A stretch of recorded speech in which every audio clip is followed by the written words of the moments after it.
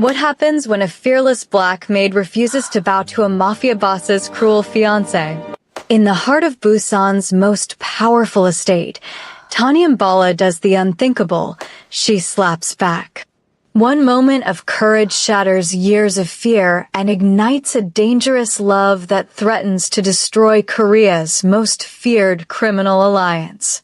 When dignity collides with power, when respect challenges dominance, everything changes. This is a story of forbidden love, ruthless ambition, and the woman who dared to stand when everyone else knelt. Will love triumph over tradition, or will the mafia world crush them both? Watch until the very end to find out. Hello, fam. Welcome back to Afro-Korean Heartbeat Stories. Subscribe now and join us on this unforgettable journey. Don't forget to tell us where you're watching from, and thank you so much for your immense support. The slap came without warning. Tanya Mbala's head snapped to the side, the sharp crack of palm against cheek reverberating through the marble entrance hall of the Kang estate. Pain bloomed across her face, hot and immediate. For a moment, everything went silent. The 15 staff members lining the walls held their breath. The afternoon sun streaming through the massive windows seemed to freeze in place. Seo Warren stood before her, hand still raised, her beautiful face twisted with satisfaction and rage. "That's what happens when you disrespect me in my own home," she hissed, her voice dripping with venom. Tanya's cheek burned. She could taste blood where her teeth had cut the inside of her mouth. 3 weeks. 3 weeks of humiliation, of degrading tasks, of public insults. 3 weeks of watching this woman terrorize everyone in the household while pretending to be the perfect, elegant fiancé of Busan's most powerful man. Something inside Tanya, something that had been bending under the weight of Warren's cruelty, finally snapped. Her hand moved before her mind could catch up. The sound of Tanya's palm connecting with Warren's cheek was louder than the first slap. Sharper. More final. The world stopped. Warren stumbled backward, her hand flying to her face, her eyes wide with shock. A red mark began to bloom across her pale skin. Her mouth opened and closed, but no sound came out. Around them, Tanya heard the collective gasp of the staff, the sharp intake of breath that spoke of absolute horror. No one touched Seo Warren. No one defied her. No one dared. Until now. "I am not your property," Tanya said, her voice quiet but clear in the silence. "I am not your punching bag. I am a human being, and you will not put your hands on me again." Warren's shock transformed into pure fury. Her face flushed crimson, her hands clenching into fists at her sides. "How dare you?" she shrieked, her composed facade completely shattered. "Do you know who I am? Do you know where you are?"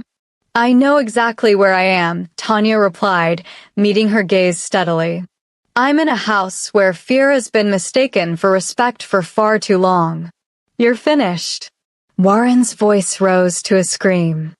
"I'll have you thrown out onto the street. I'll make sure you never work again." What's going on here?"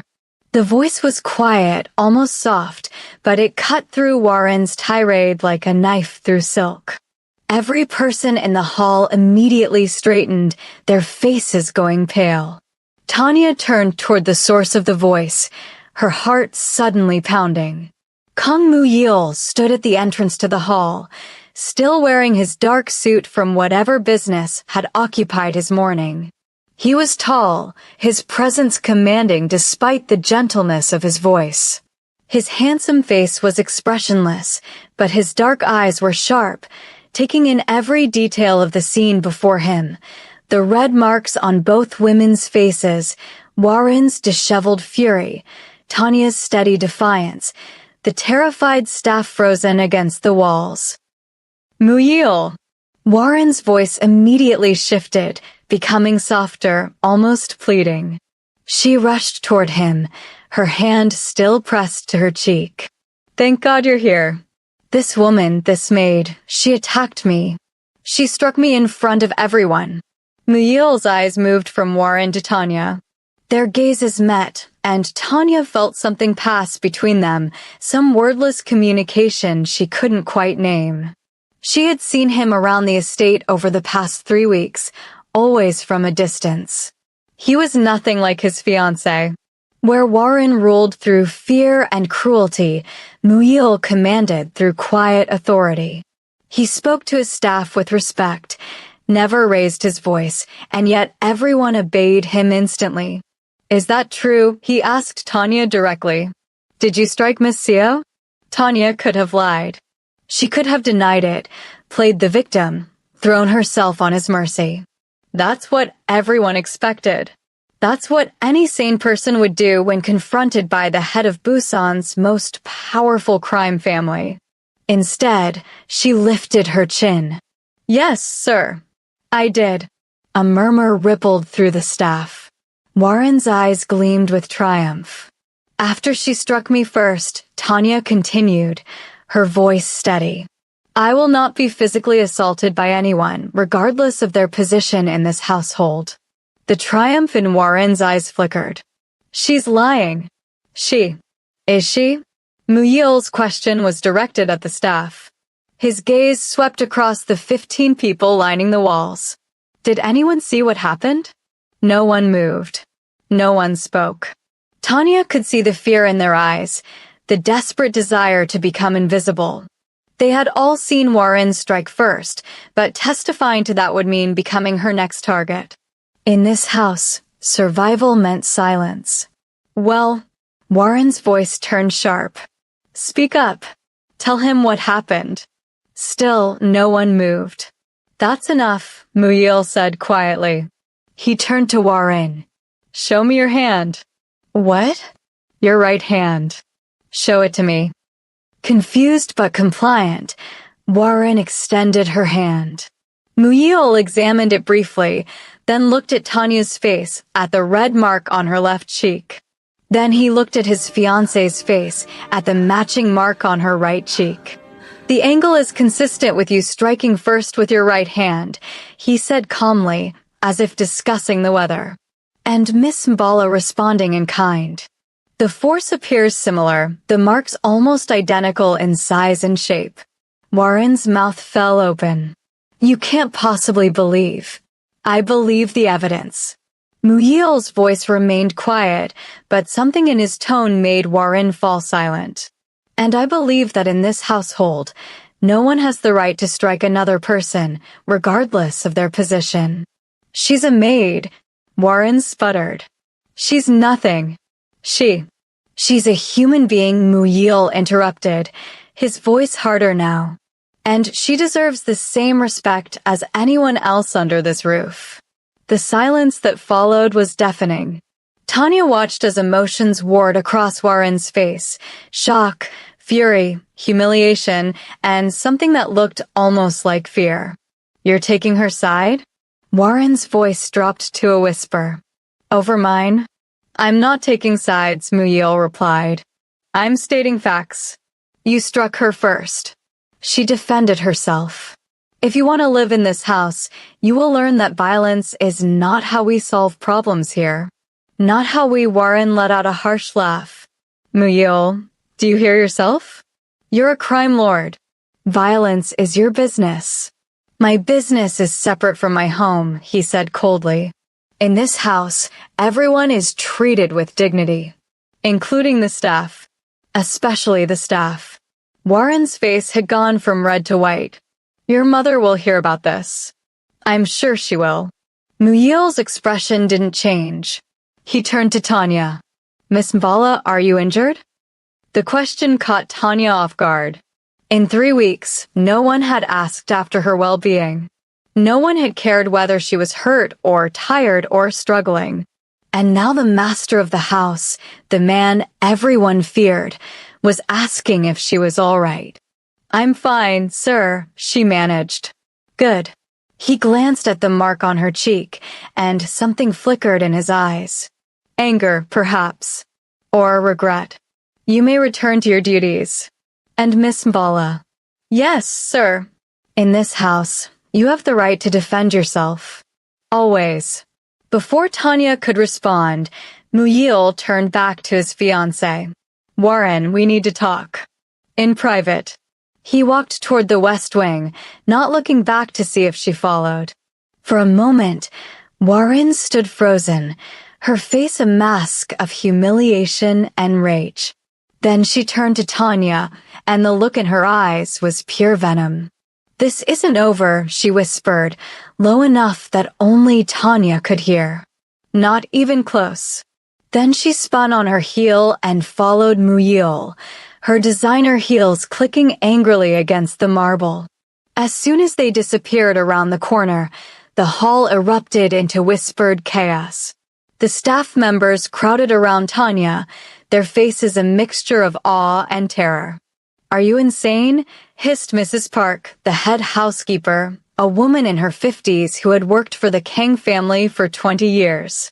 Do you have any idea what you've just done? She slapped me, Tanya said simply. Was I supposed to just accept that? Yes. Mrs. Park grabbed Tanya's arm, her grip surprisingly strong. Yes, you were. We all do. That's how we survive here.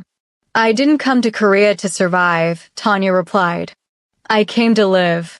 A young maid named Ji-won stared at her with wide eyes. But Miss Seo, she'll destroy you for this. She destroys everyone who crosses her. Then she can try. Tanya gently extracted her arm from Mrs. Park's grip. But I won't spend another day pretending to be less than what I am to make someone else feel powerful. You don't understand, whispered Mr. Choi, the elderly butler who had served 3 generations of kings. This household, this family, they're not like normal people. The rules are different here. Respect isn't different anywhere, Tanya said. And neither is dignity. She walked away from the group, heading back toward the staff quarters, her heart pounding. Her cheeks still stung, but that wasn't what made her hands tremble. She had just slapped the fiancé of a mafia boss. She had defied the woman who ruled this house through terror. She had probably just signed her own death warrant. But as she replayed the moment in her mind, the look on Warren's face when Tanya's hand connected with her cheek, she couldn't find it in herself to regret it. Some lines couldn't be crossed. Some indignities couldn't be accepted. Even if standing up for yourself meant losing everything. In the study on the west wing, Muyil closed the door behind Warren and moved to stand behind his desk. He didn't sit, didn't offer her a seat. The silence stretched between them like a taut wire. You're angry, Warren finally said, her voice carefully controlled now. I understand. The situation was unfortunate. Unfortunate, Muyil repeated, his tone flat. That's your word for it? She was insubordinate. She's been here 3 weeks, Muyil interrupted. 3 weeks, Warren. In that time, I've watched you systematically try to break her. The impossible tasks, the public humiliations, the constant criticisms. I've watched and I've said nothing because I wanted to see if she would bend. If she would break. Warren's eyes narrowed. And? She didn't. Something that might have been admiration flickered across Muyil's face. Everyone else in this house lives in fear of you. They flinch when you enter a room. They scramble to obey your every whim, no matter how unreasonable. But not her. Is that what you want? Warren's voice turned sharp. Someone who doesn't respect your authority? Who defies the natural order of this household? I want people who respect me because they choose to, not because they're terrified of what I'll do to them if they don't. Muyil's voice was quiet, but there was steel beneath it. There's a difference between fear and respect, Warren. Our marriage will work much better if you learn that difference. Our marriage, Warren repeated, moving closer to him. That's what this is about, isn't it? Our families spent months negotiating this alliance. My father's connections in Seoul, your family's power in Busan. This marriage isn't about love, Muyil. It's about empire building. I'm aware. Then why are you jeopardizing it over a maid? She was close to him now, her voice dropping to something almost seductive. She's nobody. She means nothing. But I'm going to be your wife. The mother of your children. The woman standing beside you when you rule this entire country. If you're going to stand beside me, Muyil said, stepping back from her, then you need to understand something. I don't rule through cruelty. I rule through loyalty. People follow me because they believe in me, not because they're afraid of me. Can you say the same? Warren's seductive facade cracked. You're defending her. A black maid who's been here less than a month. Over me. Your fiancé. I'm defending a principle, Muyil corrected. One that apparently needs defending in my own home. Your mother won't see it that way. My mother doesn't run this house. I do. Does she know that? Warren's smile was cold. Because from where I'm standing, you seem to forget that you're not just the master of this estate. You're the heir to an empire, Muyil. And empires aren't built on respecting the feelings of servants. Get out, Muyil said quietly. What? Get out of my study. Now, before I say something we'll both regret. For a long moment, Warren stared at him, her face a mask of barely controlled fury. Then she turned and walked to the door, her movements rigid with anger. But before she left, she looked back at him. This isn't about the maid anymore, she said softly. This is about whether you're strong enough to be the man your family needs you to be. Strong enough to rule. Strong enough to do what's necessary, even when it's cruel. If being strong means being cruel, Muyil replied, then I don't want that kind of strength. Warren's laugh was bitter. Then you're weaker than I thought. And weak men don't survive in our world. She left, closing the door with exaggerated gentleness that was somehow more threatening than a slam. Alone in his study, Muyil moved to the window overlooking the grounds. From here, he could see the garden where the staff sometimes took their breaks, the long driveway leading to the main gate, the wall that separated his estate from the city beyond. His phone buzzed. A text from his cousin and lieutenant, Baek Juntae, heard there was excitement at the house. Everything okay? News traveled fast in his organization. Muyil typed back, handled. But was it handled? He had defended Tanya publicly, had essentially taken her side over his fiancée's. In doing so, he had created a crack in the foundation of his engagement, had given Warren ammunition against him, had probably set in motion events he couldn't yet foresee. And the worst part? He didn't regret it. There was something about Tanya Mbala that had caught his attention from the first day she arrived. Not her beauty, though she was beautiful. Not her foreignness, though that certainly made her stand out in his thoroughly Korean household. It was something else. Something in the way she carried herself, the quiet dignity in her movements, the refusal to make herself smaller even when everyone around her was screaming at her to bend. He had been watching her for 3 weeks, he realized. Watching as Warren tried to break her. Watching as she endured humiliation after humiliation with grace. Watching and doing nothing, telling himself he was curious to see how long she would last. But that wasn't entirely true, was it? The truth was, he had been waiting. Waiting to see if she would fight back. Waiting to see if someone in his house would finally stand up to the tyrant he was engaged to marry. Waiting for an excuse to intervene. And today, Tanya had given him that excuse. Muyil pulled out his phone again and dialed his head of security. I want protection on Tanya Mbala. Discreet, but constant.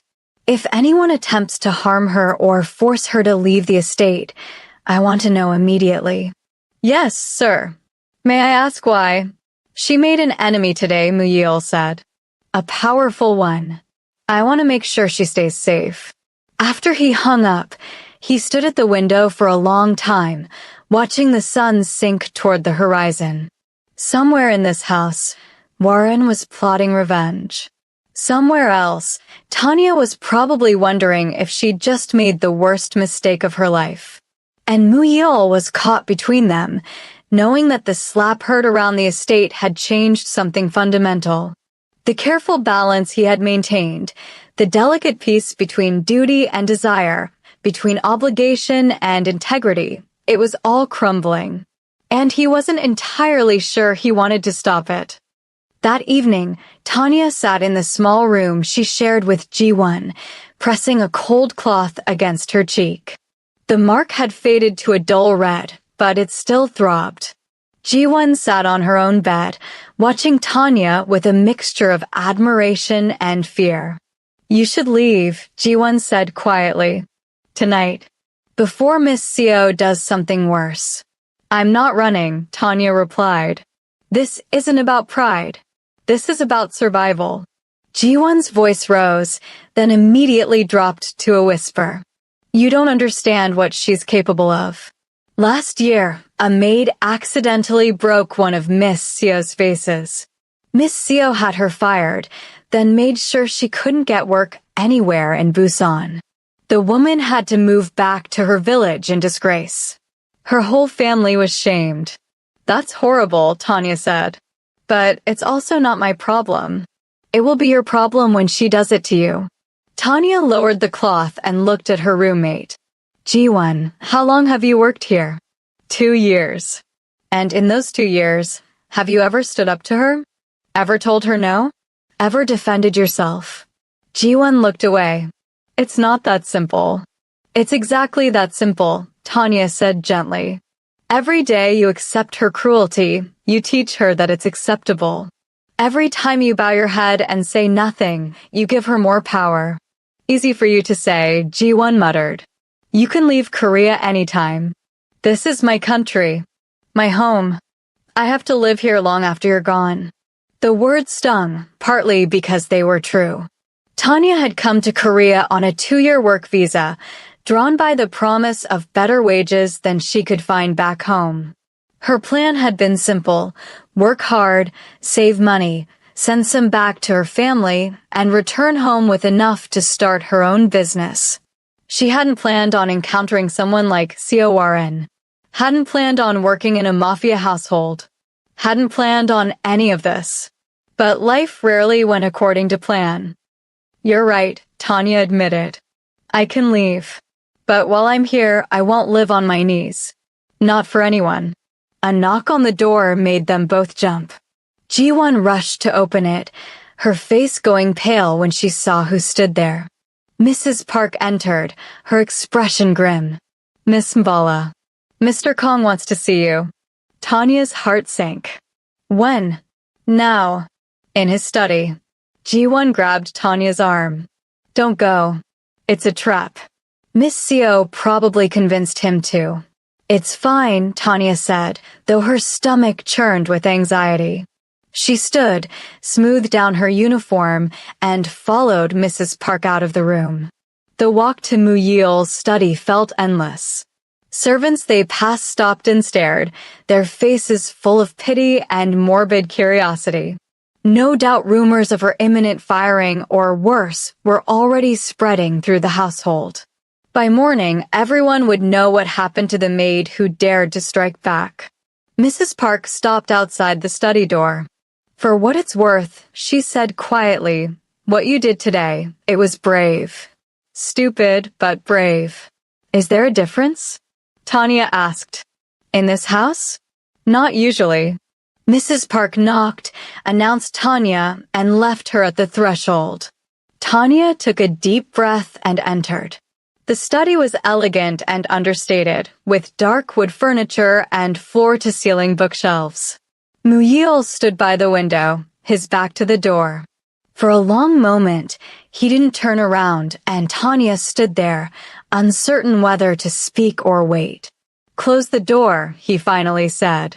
Tanya obeyed, her heart hammering. Was this where he told her to pack her things? Where he explained that despite his earlier defense, she had crossed a line that couldn't be uncrossed? "How's your face?" he asked, still not turning. The question surprised her. "It's fine, sir." "Don't lie to me." "It hurts," Tanya admitted. "But I've had worse." That made him turn.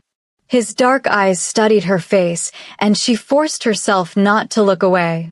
Up close, he was even more striking than she had realized. There was something in his features, a combination of strength and gentleness, that made it hard to reconcile him with the stories she had heard about the Kang family's business. "You've had worse," he repeated. "Should I be concerned about that?" "Just life experience, sir. Nothing to worry about." "Miss Mbala, I called you here because I want to make something clear." He moved closer, and Tanya's breath caught. What happened today cannot happen again.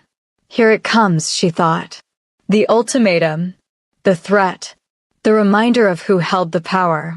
"If someone strikes you again," he continued, "don't strike back. Come to me immediately. I will handle it." Tanya blinked. "Sir, you were justified in defending yourself," Muyil said. "I want you to understand that. But next time, let me handle it. I won't have violence in my home from anyone. That includes my fiancé. You're not firing me? Why would I fire you for defending yourself?" He looked genuinely puzzled. Because I hit your fiancé. Because I caused a scene. Because you refused to be a victim? Muyil shook his head.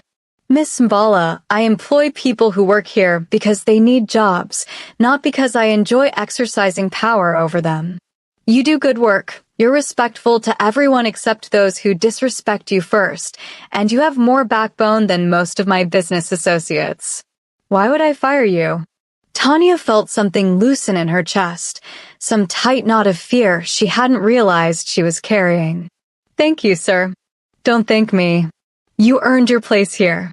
He moved back to his desk, picked up a piece of paper.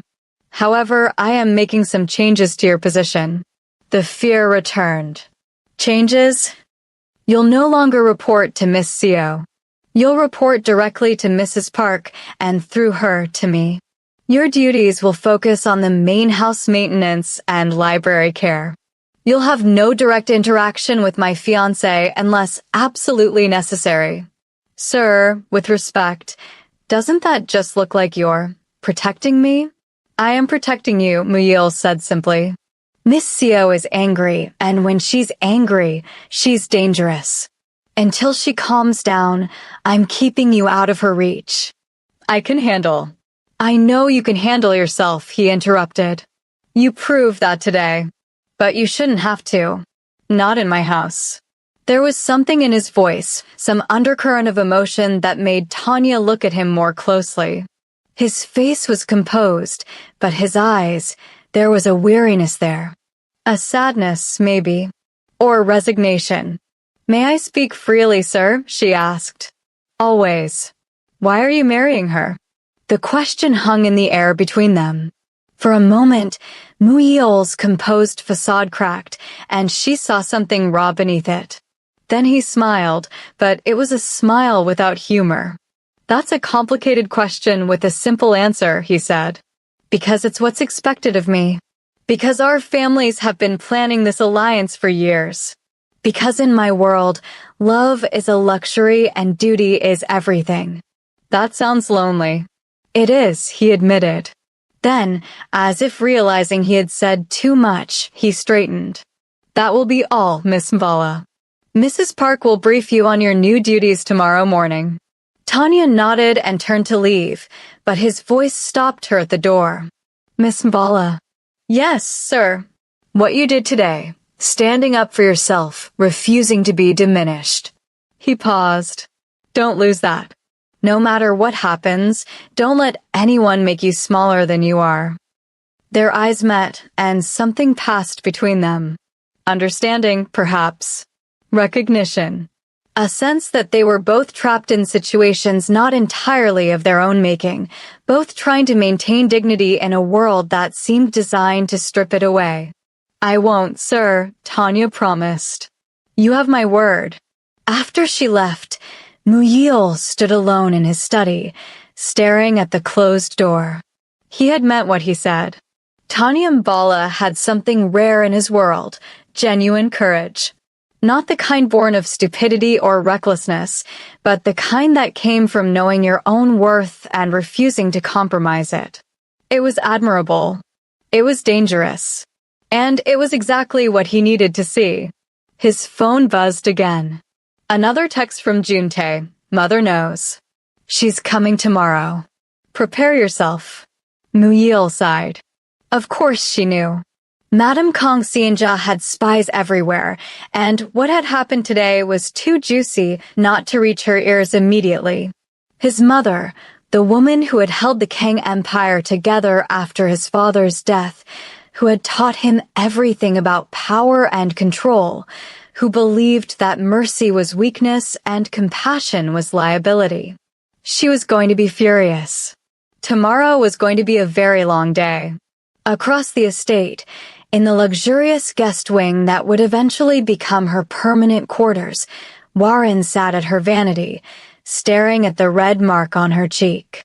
It had faded somewhat, but it was still visible. Still proof of her humiliation. Her phone rang. Her father. I heard about the incident. Xiao Dezheng's voice was cold.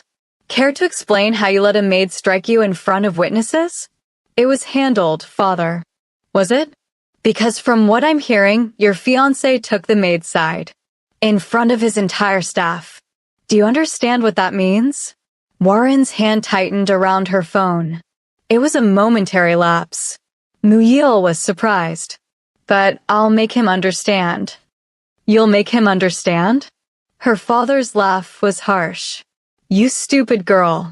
You were supposed to have him wrapped around your finger by now. Instead, you're fighting with servants and losing. I'm not losing. Then why does everyone seem to think Kong Muyil just chose a black maid over his future wife? The words hit like a physical blow. It's not like that. Then what is it like? Explain it to me, Warren. Explain how this marriage alliance, which took months to negotiate, which is supposed to unite two of the most powerful families in Korea, is already showing cracks before you've even walked down the aisle. I'll fix it, Warren said desperately. I'll make her disappear. I'll make sure everyone knows I'm in control here. You'll do nothing without my approval, her father snapped. Nothing. The last thing we need is for you to escalate this into something that gives Muyil a reason to break the engagement. Do you understand me? Yes, father. Madame Kong is arriving tomorrow. She'll want answers. Make sure you have good ones. He hung up without saying goodbye. Warren stared at her reflection, at the mark on her face that felt like a brand of shame. Her father was right. She had underestimated the situation. Had underestimated Tanyambala.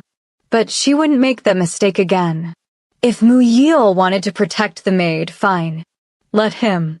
Protection only worked when you could see the threat coming. And Warren had learned long ago that the best attacks were the ones no one saw coming. She picked up her phone and sent a text to her mother's assistant, a woman who had connections throughout Busan's service industry. I need information on Tanyambala. Everything. Family, history, why she came to Korea, weaknesses. I need it by tomorrow morning. The response came quickly. Consider it done. Warren smiled at her reflection. Let Muyil play the noble protector. Let the staff whisper about the brave maid who dared to fight back. It didn't matter. Because Warren knew something they didn't. Everyone had secrets. Everyone had vulnerabilities. Everyone had something they were afraid to lose. And once she found Tanya's weakness, the maid who thought she was so strong would discover just how fragile courage could be. The next morning arrived with the weight of an impending storm. Tanya woke early, her cheek still tender from yesterday's confrontation. Jiwon's bed was already empty, her roommate having left for the early kitchen shift. Tanya dressed quickly in her uniform, preparing herself for whatever the day would bring. Mrs. Park found her in the servants' corridor. Good, you're up. Come with me. I'll show you your new duties. As they walked, Mrs. Park spoke in a low voice. Last night, 3 maids quit. Just packed their things and left. They said they didn't want to be here when Miss Seo takes revenge. Revenge for what? She hit me first. In their minds, you're the one who escalated it.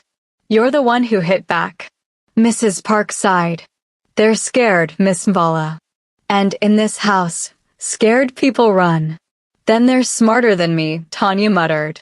Or weaker, Mrs. Park said, surprising her. Mr. King has given specific instructions.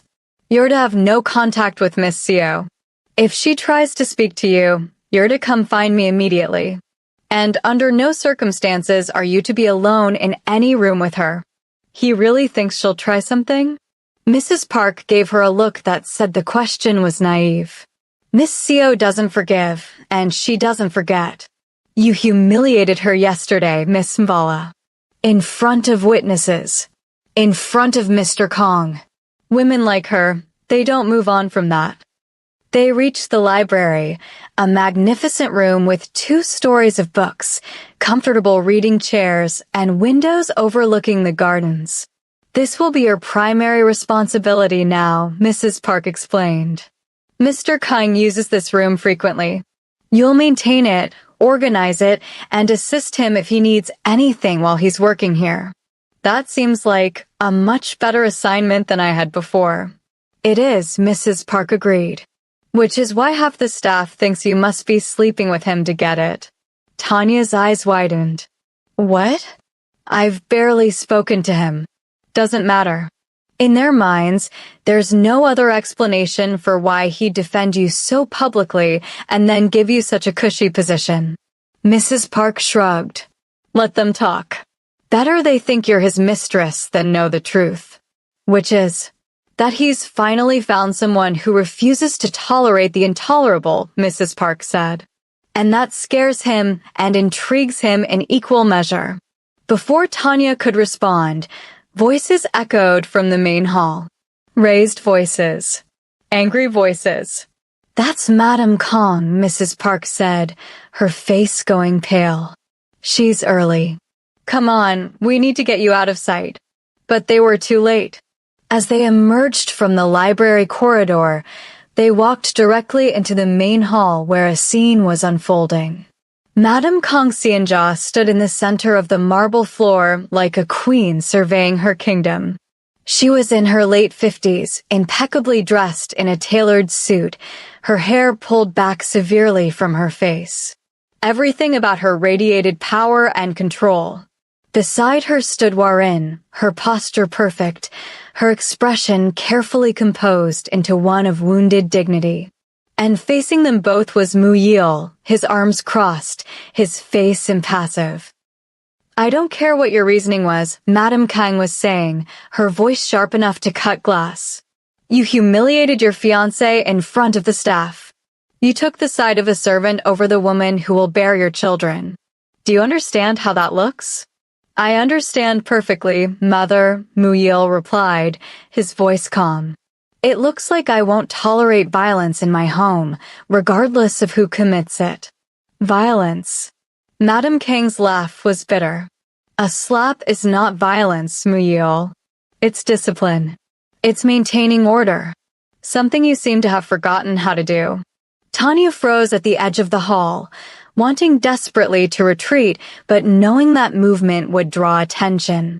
Mrs. Park gripped her arm, her fingers digging in hard enough to leave marks. Don't move, the housekeeper whispered. Don't even breathe. But it was too late. Warren's eyes had already found her, and a cold smile spread across her face. There she is, Warren said sweetly. The cause of all this trouble. Tell me, Miss Mbala, are you satisfied with what you've accomplished? Breaking up an engagement, turning a son against his mother, destroying household harmony. I haven't broken up anything, Tanya said, her voice steady despite her racing heart. And I didn't start yesterday's altercation. Didn't start it?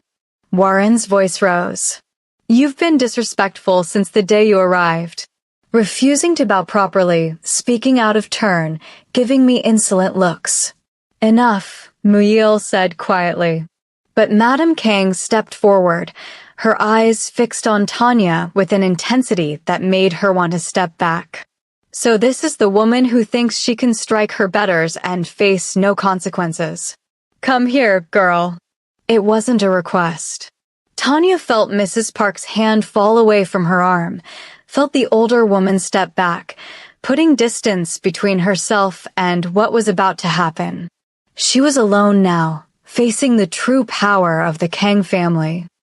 Tanya walked forward, her head high, stopping a respectful distance from Madame Kong. Closer, the older woman commanded. Tanya took 2 more steps.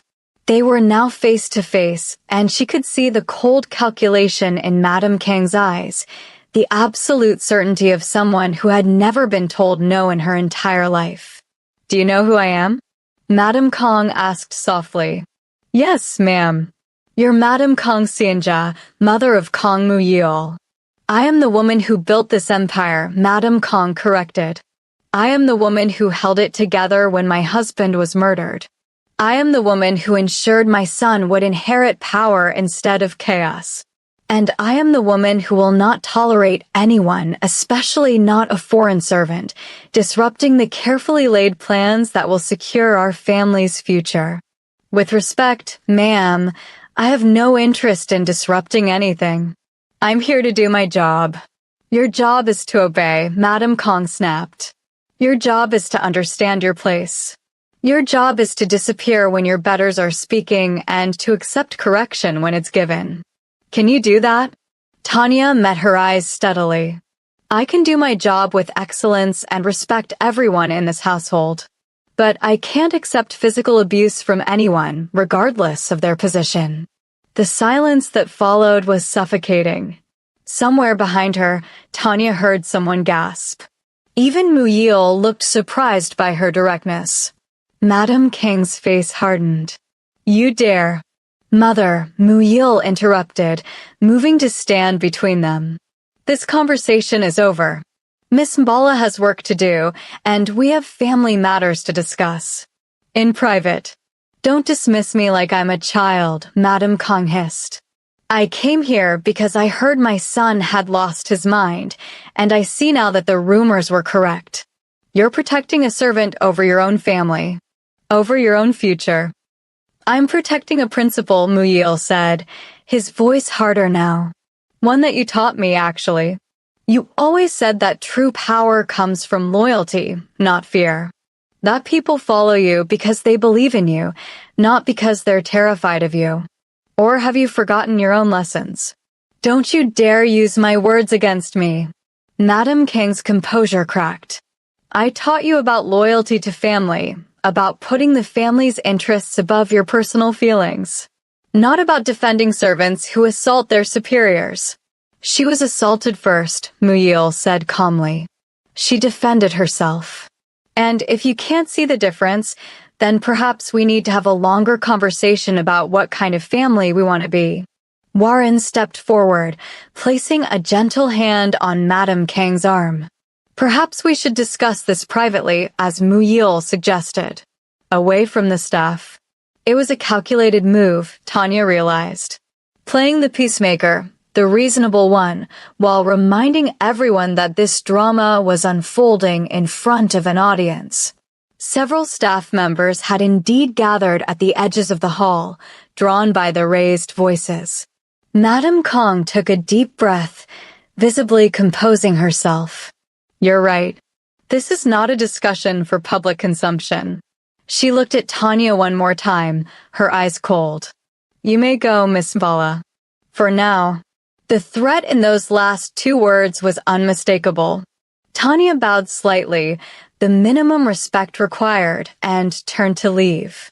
As she passed Muyil, their eyes met briefly, and she saw something there, concern, perhaps, or warning. Then she was walking away, her legs steady despite the trembling in her hands. Mrs. Park caught up with her in the corridor. Are you insane? Talking to Madame Kong like that? Do you have a death wish? I spoke respectfully, Tanya said. You stood your ground. Against Madame Kong.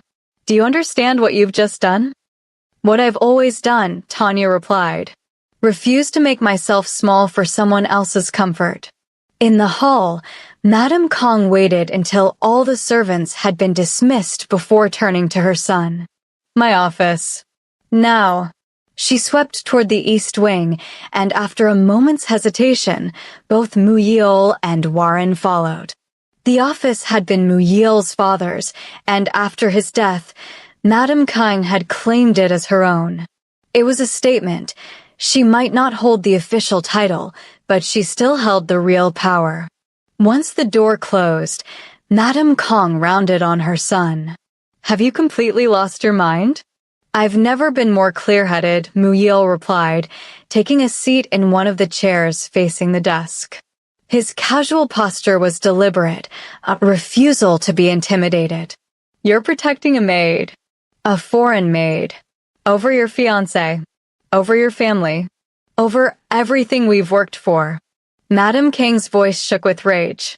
The Seo family is already making inquiries. Daejong called me this morning, suggesting that perhaps this alliance was a mistake. Do you understand what that means? It means he's posturing, Mu Yeol said calmly. The Seos need this alliance as much as we do. More, actually. Their connections in Seoul are valuable, but our control of Busan's ports is essential to their business. Daejong won't walk away over a domestic dispute. A domestic dispute, Warren repeated, her voice tight. Is that what you're calling it? I was assaulted in your home, and you're treating it like a minor inconvenience.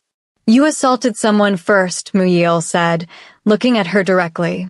Or are we just ignoring that part? She's a servant. She's a human being. Oh, for God's sake. Madame Kong slammed her hand on the desk. When did you become so soft? Your father would be ashamed. My father, Mu Yeol said, his voice dangerously quiet, taught me that strength without honor is just brutality. He taught me that true leaders inspire loyalty, not fear. And he taught me that the measure of a person is how they treat those who can do nothing for them. So no, Mother, I don't think he'd be ashamed. I think he'd understand exactly what I'm doing. You're romanticizing him, Madame Kong snapped. Your father was pragmatic. He understood that sometimes you have to be cruel to maintain power. He was also murdered, Mu Yeol said bluntly, by people who feared him instead of respecting him. People who saw an opportunity and took it because they had no loyalty to him, only terror. Is that the legacy you want me to follow? The words hung in the air like a grenade. Warren looked uncomfortable, shifting in her seat. Madame Kang's face had gone white, then red. How dare you, she whispered. How dare you use your father's death to justify this insanity. I'm not justifying anything, Mu Yeol said, standing. I'm explaining my reasoning. You asked why I defended Miss Mbala. I'm telling you, because it was the right thing to do. Because in my house, under my authority, no one will be physically assaulted without consequences. Not staff, not family, not anyone. If you can't accept that, if Warren can't accept that, then we have a bigger problem than a slap. The problem, Warren said, her voice shaking with suppressed emotion, is that you're more concerned about a maid's feelings than your future wife's dignity. Your dignity wasn't harmed by Tanya defending herself, Mu Yeol said. It was harmed by you striking her in the first place. You want respect? Earn it. Stop terrorizing the staff. Stop acting like cruelty is a virtue. Start behaving like the woman I agreed to marry, intelligent, strong, capable, instead of the tyrant you've become in my home. The woman you agreed to marry, Warren repeated slowly. Is that all I am? An agreement? A business transaction. Isn't that all I am to you? Mu Yeol countered.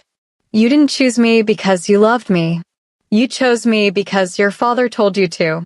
Because this marriage means power and influence. So let's not pretend this is about wounded feelings. This is about control, and you're angry because for the first time since you moved into this house, someone refused to give it to you. Warren stood abruptly, her chair scraping against the floor. I need air. She left before anyone could stop her, the door closing with a sharp click. Madame Kong watched her go, then turned back to her son. "You're making a terrible mistake," she said quietly. "Warren is proud, yes. Sometimes too proud. But she's also the key to expanding our influence into Seoul.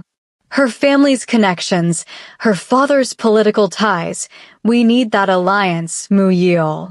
We need it more than you realize." "Then help me salvage it," Mu Yeol said. "Talk to Warren. Make her understand that she can't rule this household through fear. That she needs to earn the staff's respect, not demand it through violence. And the maid. What about her?" "She needs to go," Madame Kong said flatly. "Even if everything you say is true, even if she was defending herself, her presence here now is a threat to your engagement. Warren will never forgive her. Every time she sees that woman's face, she'll remember being humiliated. The wound will fester, Mu Yeol. It will poison everything. Then Warren needs to learn to live with her wounded pride," Mu Yeol said. "I won't fire someone for defending themselves. I won't punish someone for refusing to be a victim. If Warren can't handle that, then maybe she's not ready to be my wife." "You're playing with fire." "I've been playing with fire my entire life," Mu Yeol said. "That's what we do in this family. The question is whether we let it burn us or whether we learn to control it." He left his mother sitting at the desk, her face troubled. As he walked through the corridors, he found himself heading not toward his own quarters, but toward the library. When he entered, he found Tanya on a ladder, dusting the upper shelves. She turned at the sound of the door, nearly losing her balance. Mu Yeol moved quickly, steadying the ladder. "Careful," he said. "Thank you, sir." She climbed down, her movements graceful despite her obvious tension. "Did you need something from the library?" "I wanted to apologize," he said, "for putting you in that situation. With my mother. You didn't put me anywhere, sir. I walked into it myself. You shouldn't have had to defend yourself. Not to her, not to anyone." He ran a hand through his hair, a rare gesture of frustration. "This house, it's becoming something I don't recognize. Something I don't want it to be." Tanya studied him carefully. "May I speak freely, sir?" "I told you, always. This house is exactly what you allow it to be," she said. "You're the master here. What happens under this roof is your responsibility. If you don't like what you see, change it. It's not that simple. Isn't it?" She met his eyes steadily. "You have more power than anyone I've ever met. You could end this with a word. Fire me, if that's what it takes to keep peace with your fiancé. Send me away and all this drama disappears. I won't do that." "Why not?" The question was genuine, curious.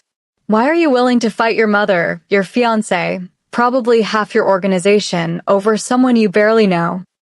Mu Yeol was quiet for a long moment. When he finally spoke, his voice was soft. "Because if I let you be punished for doing the right thing, then what kind of man am I? What kind of leader?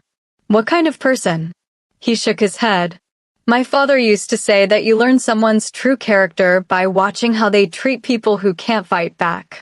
If I let Warren destroy you for defending yourself, what does that say about my character?" "It says you're pragmatic," Tanya said. "It says you understand that one person isn't worth jeopardizing everything you've built." "Maybe I'm tired of being pragmatic," he admitted. "Maybe I'm tired of sacrificing what's right for what's expedient. Maybe..." He stopped, seeming to catch himself. "I should let you get back to work." But he didn't move, and neither did Tanya. They stood there in the quiet library, sunlight streaming through the windows, dust motes dancing in the air between them. "Your mother thinks I should leave," Tanya said finally. "She's probably right. My being here is causing problems. Real problems that could affect your future." "Let me worry about my future," Mu Yeol said. "You focus on doing your job. Let me handle everything else. And if you can't handle it? If this gets worse, then it gets worse," he said simply. "But at least I'll know I stood up for what was right."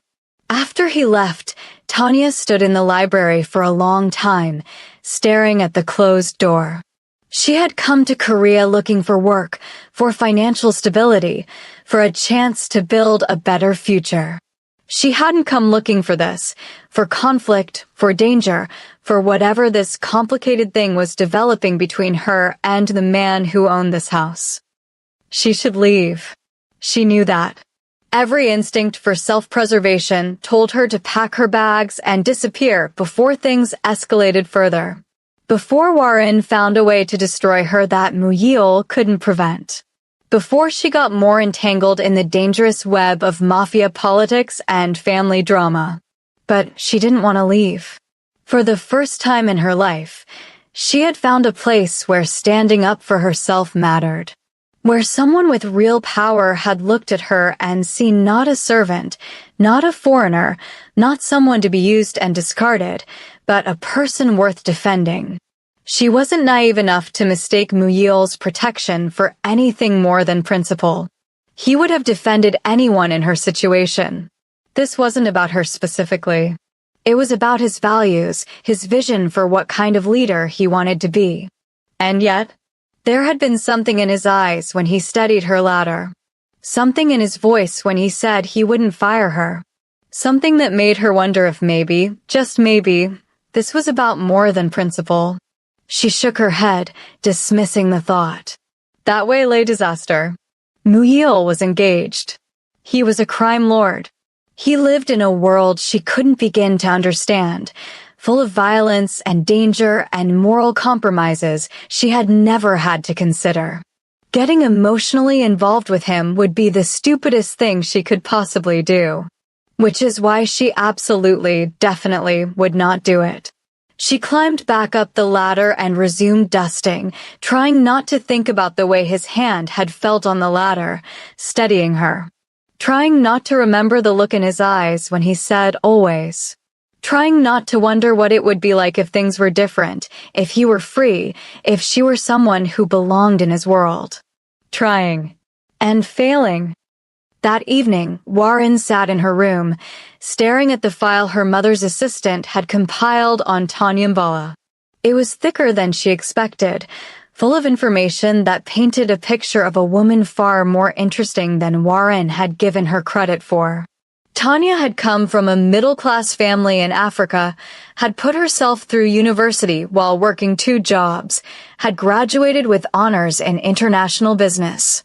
She had come to Korea not out of desperation, but out of ambition, wanting to see the world, to challenge herself, to prove she could succeed anywhere. She had no family in Korea, no support network, no one who would miss her if she disappeared. That last part was useful. But there was more. Tanya sent money home every month, supporting a younger brother's education. She had dreams of starting her own business someday, of returning home with enough capital to create opportunities for others. She had volunteered at a local community center before taking the position at the Kang estate. She was, in short, exactly the kind of person who would garner sympathy if something bad happened to her. The kind of person whose disappearance would create questions. Warren closed the file, frustrated. Direct action was out. She couldn't simply make Tanya disappear without creating a scandal that would inevitably lead back to her. Muyil had made it clear he was watching, protecting, waiting for Warren to make a mistake. Fine. She wouldn't make a mistake. She would be subtle, patient. She would wait for the right moment, the right opportunity. And when it came, when she could move against Tanya without it obviously leading back to her, she would strike. But for now, she would play the role of the gracious fiancé who had forgiven and moved on. She would be sweet to the staff, respectful to Muyil, deferential to his mother.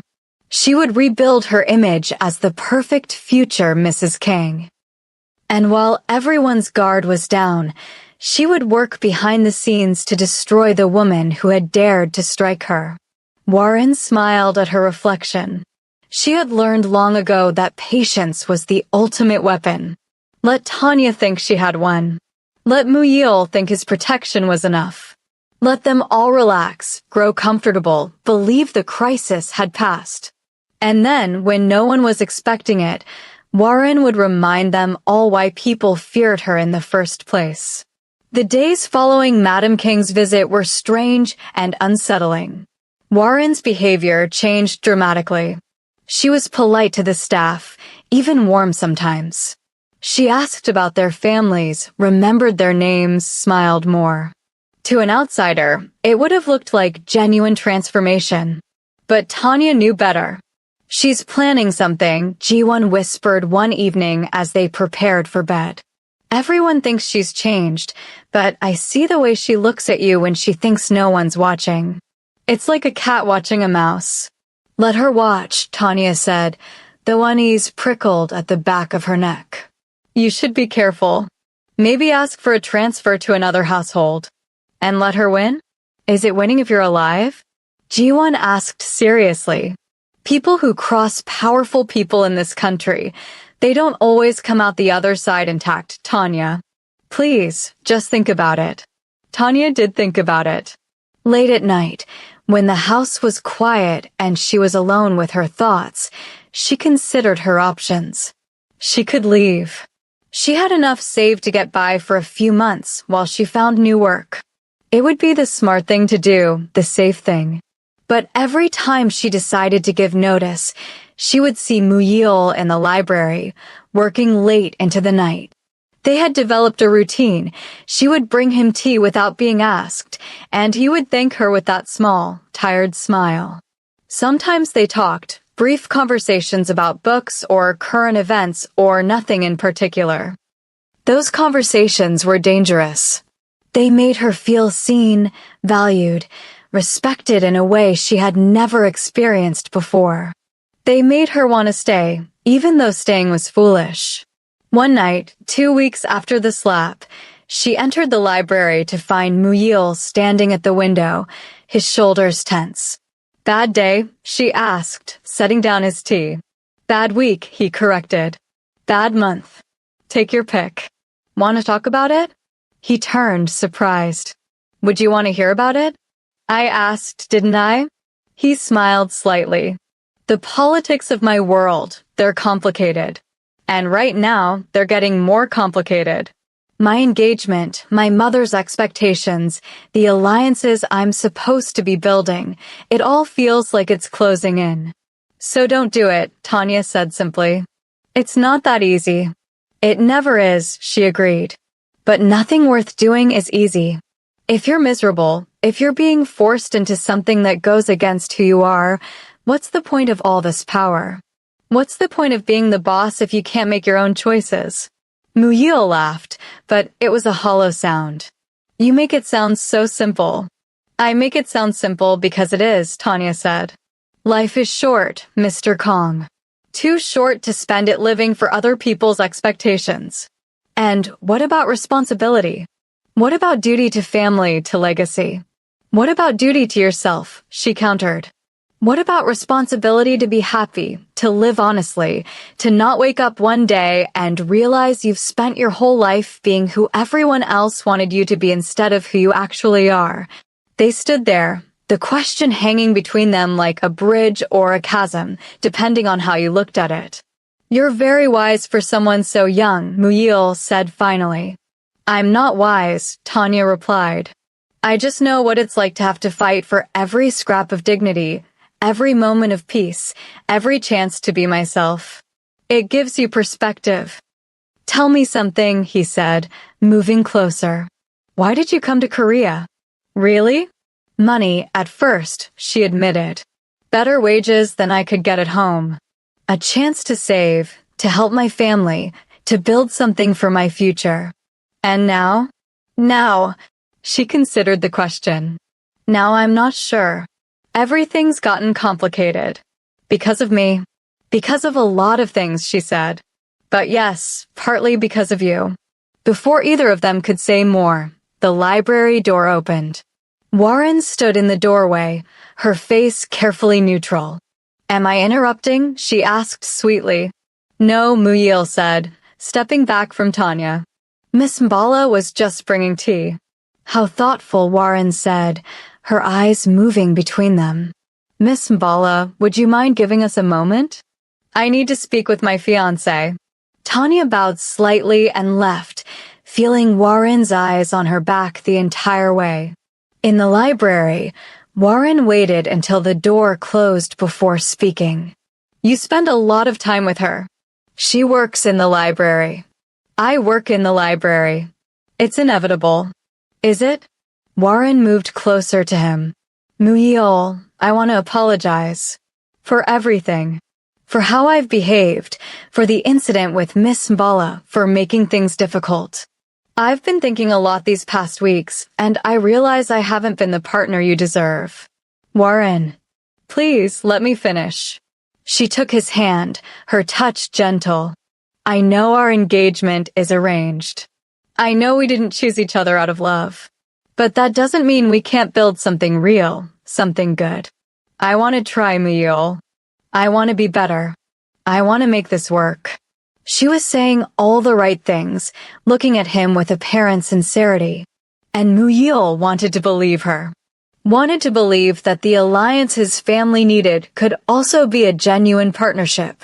But something held him back. Some instinct that whispered this was performance, not transformation. I appreciate that, he said carefully.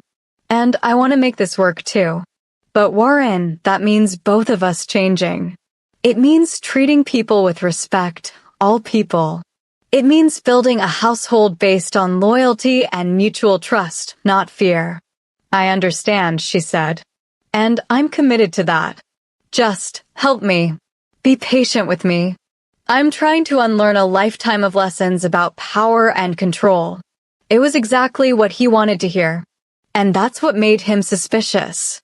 If you enjoyed this story so far, please hit that subscribe button and tap the notification bell so you don't miss what happens next.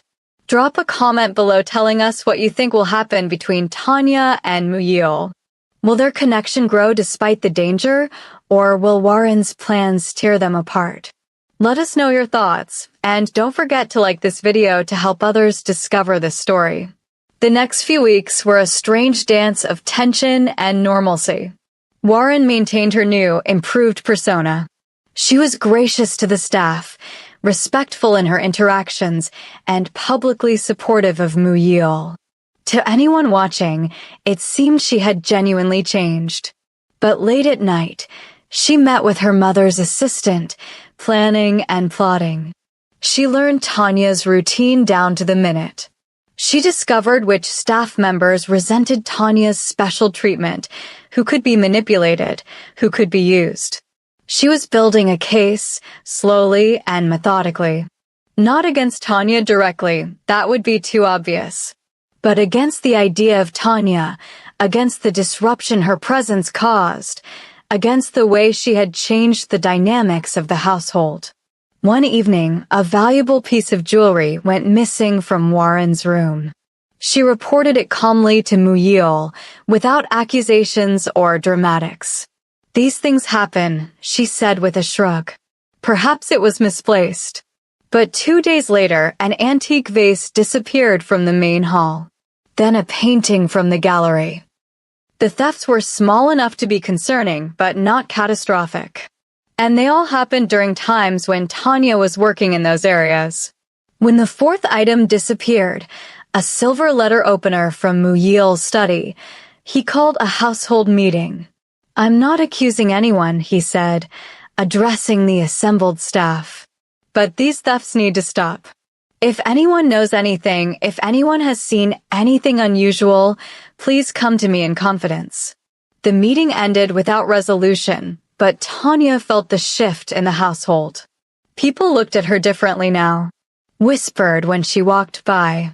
The few friends she had made among the staff began keeping their distance. Mrs. Park pulled her aside after the meeting. Where were you yesterday afternoon between 2 and 4? In the study, dusting. Why? That's when the letter opener went missing. Mrs. Park's face was troubled. Miss Mbala, I want to believe you, but you think I'm a thief? I think someone wants everyone to think you're a thief, Mrs. Park said bluntly. And they're doing a very good job of it. That night, Tanya couldn't sleep. She lay in bed, staring at the ceiling, feeling the walls closing in. This was how it would happen, she realized. Not with violence or direct confrontation, but with whispers and suspicion. Death by 1,000 cuts. By the time the 5th item disappeared, the household consensus had formed. Tanya Mbala was a thief, probably planning to steal from the family and flee back to Africa with her ill-gotten gains. When Muyil summoned her to his study, she knew what was coming. "Sit down," he said, his face unreadable. She sat, her hands folded in her lap, her spine straight. "5 items have gone missing in the past 3 weeks," he said without preamble. "All during times when you were working in or near those areas. All easily portable, easily sold. Do you have anything to say about this?" "I didn't take anything," Tanya said quietly. "You know I didn't." "Do I?" He leaned back in his chair. "Tell me, Miss Mbala, what do I actually know about you? You've been here less than 2 months. You could be anyone. You could be exactly what people are saying you are." The words hurt more than the slap had.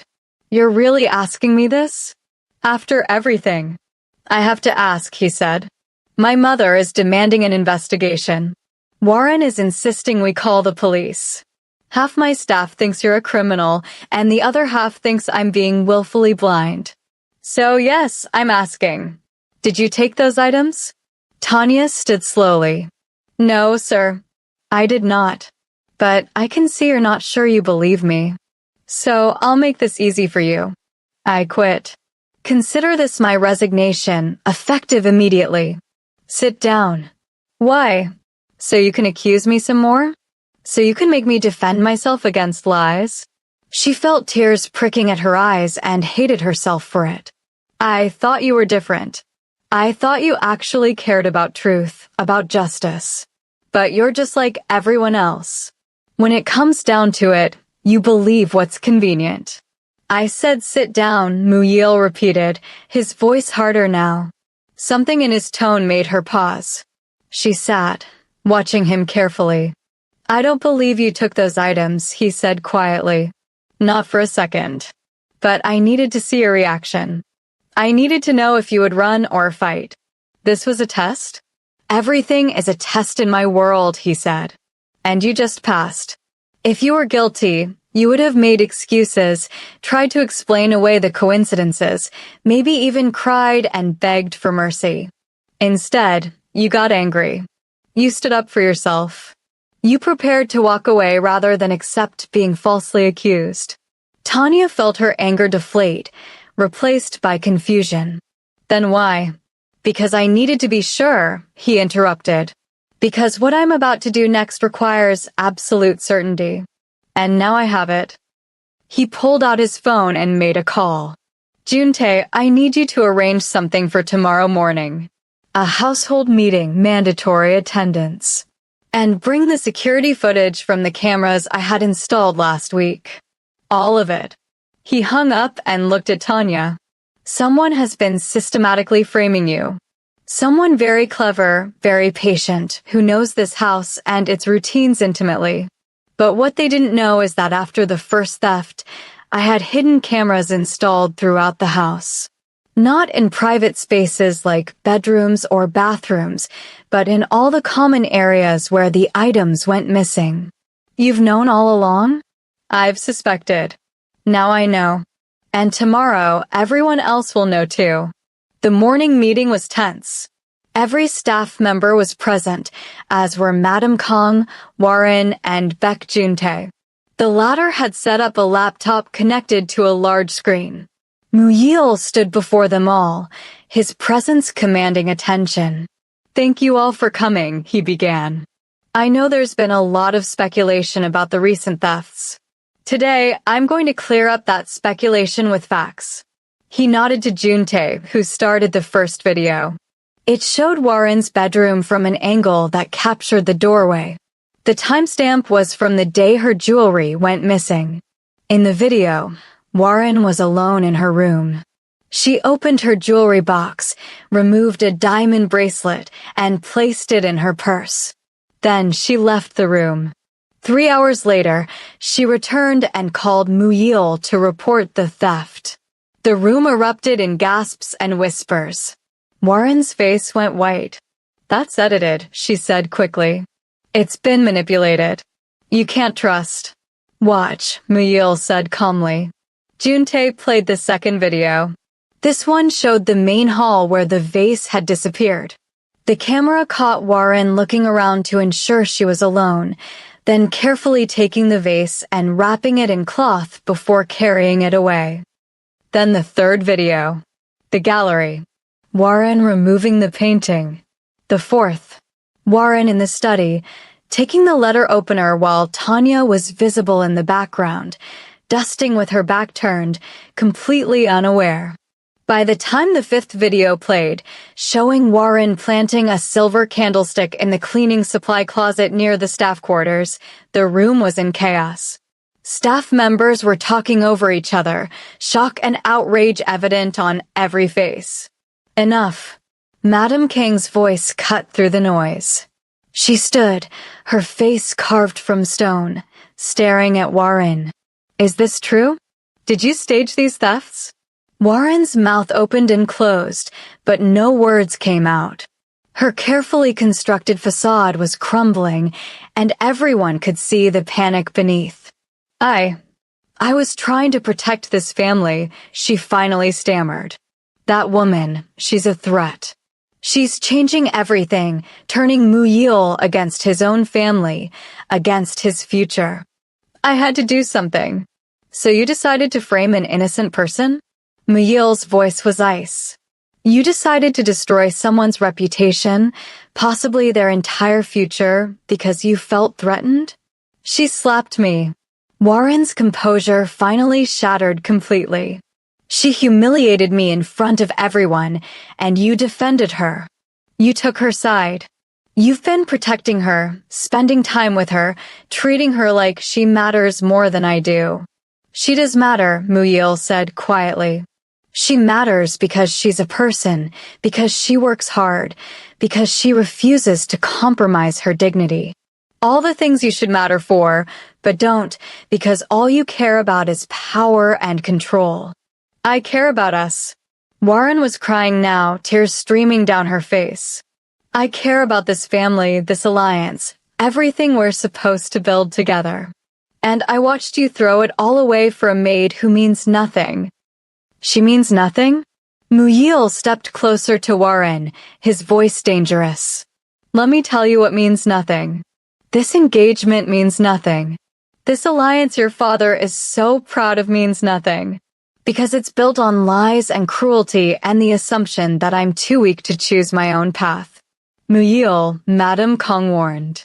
"Think carefully about what you're saying." "I've thought about nothing else for weeks," he said, turning to face his mother. "You want to know the truth? I don't want this engagement. I never did. I agreed to it because it was expected, because it was practical, because I thought duty mattered more than happiness. But watching Warren these past weeks, seeing what she's capable of, realizing that this is the woman you want me to spend my life with." He shook his head. "I can't do it. I won't." The room had gone silent. Even the staff had stopped whispering, everyone frozen in shock. Warren's face transformed from panic to fury. "You're breaking our engagement? Over her?" She pointed at Tanya. "Over a servant?" "I'm breaking our engagement because of you," Muyil corrected. "Because you try to destroy an innocent person to get what you want. Because you rule through fear and manipulation. Because I finally understand that marrying you would be the worst mistake of my life." "Your father," Warren began. "My father would be ashamed of me if I let this continue," Muyil interrupted. "He would be ashamed that I considered binding myself to someone so cruel." "Madam Kong," Warren turned desperately to Muyil's mother. "Please, talk to him. Make him see reason. This is just a misunderstanding. I can explain." "You've explained enough," Madam Kong said coldly. "You've humiliated my family, jeopardized our alliances, and proven yourself unworthy of the king name. The engagement is over." Warren looked around the room wildly, searching for an ally, for anyone who would support her. But the staff members she had terrorized for months looked away. Juntae's expression was disgusted. Even the few who had seemed to support her before now kept their distance. "You'll regret this," Warren said, her voice shaking. "All of you. My father won't let this insult stand. The Seo family doesn't forgive, and we don't forget. Neither do the Kangs," Muyil said. "Your father is welcome to try whatever he likes. But you need to leave this house. Now. Today." "Fine," Warren spat. "I don't want to stay in this place anyway. It's beneath me. You're all beneath me." Her eyes found Tanya. "Especially you. You think you've won? You think he'll choose you now? You're nothing but a temporary fascination. A novelty. The moment he's bored, you'll be back to being exactly what you are, a servant." "That's enough," Muyil said sharply. "Juntae, please escort Miss Seo to her room. Help her pack. I want her off the property within the hour." Juntae moved forward, and after a moment's hesitation, Warren allowed herself to be led away. But she looked back once, her eyes meeting Tanya's across the room, and the hatred there was so intense it was almost physical. After she was gone, Madam Kong addressed the room. "This meeting is over. Return to your duties. And remember, what happened here today stays within these walls. Anyone who speaks of this outside the household will answer to me personally." The staff dispersed quickly, leaving only Muyil, his mother, and Tanya in the room. "Miss Mbala," Madam Kong said. "A word, please." Tanya approached cautiously. The older woman studied her for a long moment. "I owe you an apology," Madam Kong said finally. "I misjudged you. I thought you were an opportunist, using my son's protection for your own gain.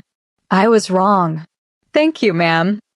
"Don't thank me yet." Madam Kang's expression hardened. "You may have been innocent of theft, but you're guilty of something else, disruption. Since you arrived, this household has been in constant chaos. My son has broken his engagement, alienated a powerful family, and put himself at considerable risk. All because of you." "That's not fair," Muyil interjected. Tanya didn't. "Let me finish," his mother said. "Miss Mbala, I'm not blind. I see the way my son looks at you. I see the way you look at him. And I'm telling you now, it can't happen. Whatever you think might be possible between you, it isn't. Muyil is the head of one of the most powerful organizations in Korea. You're a foreign worker with a temporary visa. The world will never accept you together. His associates will never respect you. And his enemies will use you as a weakness to destroy him." "Mother, I'm not finished." Madam Kang's voice rose. "I have sacrificed everything for this family. I've made hard choices, terrible choices, to keep us strong and united. I won't watch my son throw away everything I've built because he's developed feelings for someone he can never truly be with." "With respect, ma'am," Tanya said quietly, "that's not your decision to make." "It's not yours either," Madam Kong shot back. "If you care about my son at all, if you have any genuine feeling for him beyond gratitude or infatuation, then you'll do the right thing. You'll leave. Before this goes any further. Before someone gets hurt." "Someone already got hurt," Tanya said. "I got hurt. I was slapped, terrorized, framed for crimes I didn't commit. And through all of that, your son was the only person who stood up for me. The only person who saw me as human. You're asking me to walk away from that."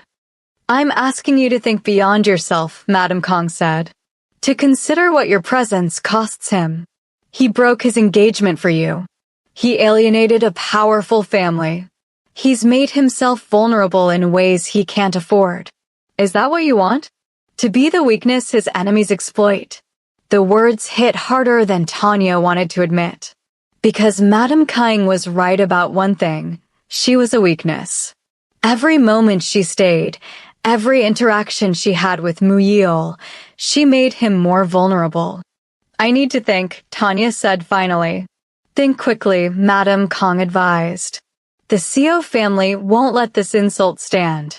They'll retaliate, and when they do, everyone close to my son will be in danger. Especially you.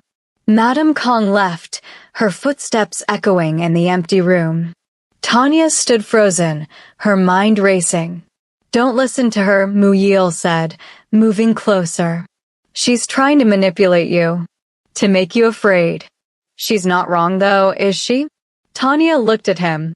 I am a liability. My being here puts you at risk. I don't care about the risk. You should, Tanya said. You have responsibilities, people who depend on you. You can't afford to make decisions based on whatever this is between us. Whatever this is? Muyil repeated. Tanya, I think we both know what this is. Don't, she whispered. Please don't say it. Because if you say it, it becomes real, and if it's real, then I have to make a choice I'm not ready to make. What choice? Whether to stay and put you in danger or leave and break my own heart. The confession hung between them, raw and honest. Muyil reached out, his hand hovering near her face, not quite touching. What if I told you I don't want you to leave? He said softly. What if I told you that these past weeks, watching you, talking to you, learning who you are, it's been the only real thing in my life? What if I told you that breaking that engagement wasn't just about Warren's cruelty, but about realizing I can't marry someone I don't love when I'm falling for someone else? Don't, Tanya said again, but her voice broke. You can't fall for me. I'm nobody. I'm temporary. You're extraordinary, he interrupted. You're brave and principled and genuine in a world full of lies and manipulation. You're everything I didn't know I needed. But I can't be what you need, she said desperately. Your mother is right. The world won't accept us. Your business, your family, your entire life is here, and I don't fit into any of it. Then we'll make you fit, Muyil said. Or we'll change what needs to be changed. Or we'll build something new. I don't have all the answers, Tanya. But I know I don't want to lose you. You barely know me. I know enough, he said. I know you're the first person in years who's looked at me and seen a man, not a title. I know you challenge me to be better. I know when you walk into a room, something in me settles, like I can finally breathe. Isn't that enough to try? Tanya felt tears sliding down her cheeks. This is crazy. This is impossible. Most worthwhile things are, Muyil said with a small smile. He finally let his hand touch her face, his thumb gently wiping away her tears. Stay. Please. Stay and let's figure this out together. For a long moment, Tanya let herself imagine it. Staying here, building something with this complicated, honorable man. Finding a way to make it work despite all the obstacles, despite the danger, despite everything that made it impossible. It was the most terrifying and exhilarating thought she'd ever had. Okay, she whispered. I'll stay. But Muyil, if this puts you in danger, if my being here costs you something you can't afford to lose, then we'll face it together, he said. No more running. No more hiding. We face whatever comes together. He pulled her into an embrace, and Tanya let herself sink into it, feeling safe for the first time in weeks. Outside the window, the sun was setting over Busan, painting the sky in shades of orange and gold. It felt like an ending and a beginning all at once. In her room, Warren packed her belongings with shaking hands, tears of rage and humiliation streaming down her face. Juntae stood in the doorway, watching impassively. This isn't over, she said, shoving clothes into a suitcase. Tell your cousin that. This isn't over. Miss Seo, if I could offer some advice, Juntae said carefully. Let it go. Move on. Continuing this will only bring more pain. Pain? Warren laughed bitterly. I've been humiliated in front of everyone. My engagement is broken. My reputation is ruined. And you think I should just let it go? I think you should learn from it, Juntae said. You tried to destroy someone and it backfired. Take the lesson and walk away while you still can. I don't need lessons from hired muscle, Warren snapped. I need revenge. And I'll get it. Maybe not today, maybe not tomorrow, but I will make them pay. Both of them. Juntae said nothing, just watched as she finished packing. When she was done, he escorted her to the waiting car. As she slid into the back seat, she looked up at the estate one last time. Tell them I'll be back, she said to Juntae. And when I come back, they'll wish they'd never crossed me. The car drove away, and Juntae watched it disappear down the long driveway. Then he pulled out his phone and called Muyil. She's gone, but boss, she's not done. You need to be careful. I know, Muyil replied. I'm counting on it. You want her to come back? I want to be ready when she does, Muyil corrected. The Seo family won't let this slide. They'll retaliate, probably through business channels first, then more directly if that doesn't work. We need to prepare. And Miss Mbala? She stays, Muyil said firmly. And we protect her. Whatever it takes. After hanging up, Juntae stood in the driveway for a long moment. His cousin was playing a dangerous game, allowing personal feelings to influence business decisions. In their world, that kind of weakness could be fatal. But Juntae had seen the way Muyil looked at Tanya, and he'd seen the way she looked back. It wasn't just attraction or infatuation. It was something deeper, something real. Maybe he thought that was worth fighting for. Maybe that was worth the risk. Or maybe they were all about to learn a very hard lesson about the price of love in a world built on power and violence. Only time would tell. The following weeks brought changes to the estate. The atmosphere shifted from fear to something cautiously hopeful. Without Warren's presence, the staff began to relax. People smiled more, talked more freely, moved through the house without constantly looking over their shoulders. Tanya's new position was formalized. She was no longer just a maid, but Muyil's personal assistant for household matters, a role that put her in daily contact with him and elevated her status among the staff. Some resented it, whispering about favoritism and impropriety. But most were simply grateful that someone kind had influence with the master of the house. Mrs. Park became Tanya's unlikely ally, teaching her the intricacies of running a household of this size and complexity. You need to understand something, the older woman said one afternoon as they reviewed the weekly supply orders. The staff is watching you. They're waiting to see if you'll become another Warren, drunk on the little bit of power you've been given. I won't, Tanya promised. I know, Mrs. Park said with a small smile. You're different. But you still need to be careful. Not everyone is happy about your promotion. Some think you've gotten too much too fast. Others are jealous of your relationship with Mr. Kang. There is no relationship, Tanya said quickly. We're friends. We respect each other. That's all. Mrs. Park gave her a knowing look. If you say so, dear. But might I suggest you work on your poker face? Every time he walks into a room, you light up like sunrise. Tanya felt her cheeks heat. Is it that obvious? Only to anyone with eyes, Mrs. Park said gently. Which means eventually it will become a problem. His world, it's not kind to outsiders, Miss Mbala. Especially outsiders who have the boss's heart. He doesn't. He broke his engagement for you, Mrs. Park interrupted. He publicly humiliated a powerful family to defend you. He restructured your entire position to keep you close. If that's not love, it's the closest thing to it. Tanya didn't know what to say to that. Because Mrs. Park was right and Tanya knew it. Something was growing between her and Muyil, something that went far beyond employer and employee, beyond gratitude or friendship. But acknowledging it felt dangerous. like standing at the edge of a cliff and looking down. That evening, Muyil called her to study. She found him standing at his window, his usual position when he was troubled. "You wanted to see me?" she asked. "I had a call from the CO family today," he said without turning. "They're demanding compensation for the broken engagement. Money, business concessions, territory in Busan. The list is extensive. Will you give it to them?" "No," he said simply. "I won't be extorted for doing the right thing. But refusing will have consequences.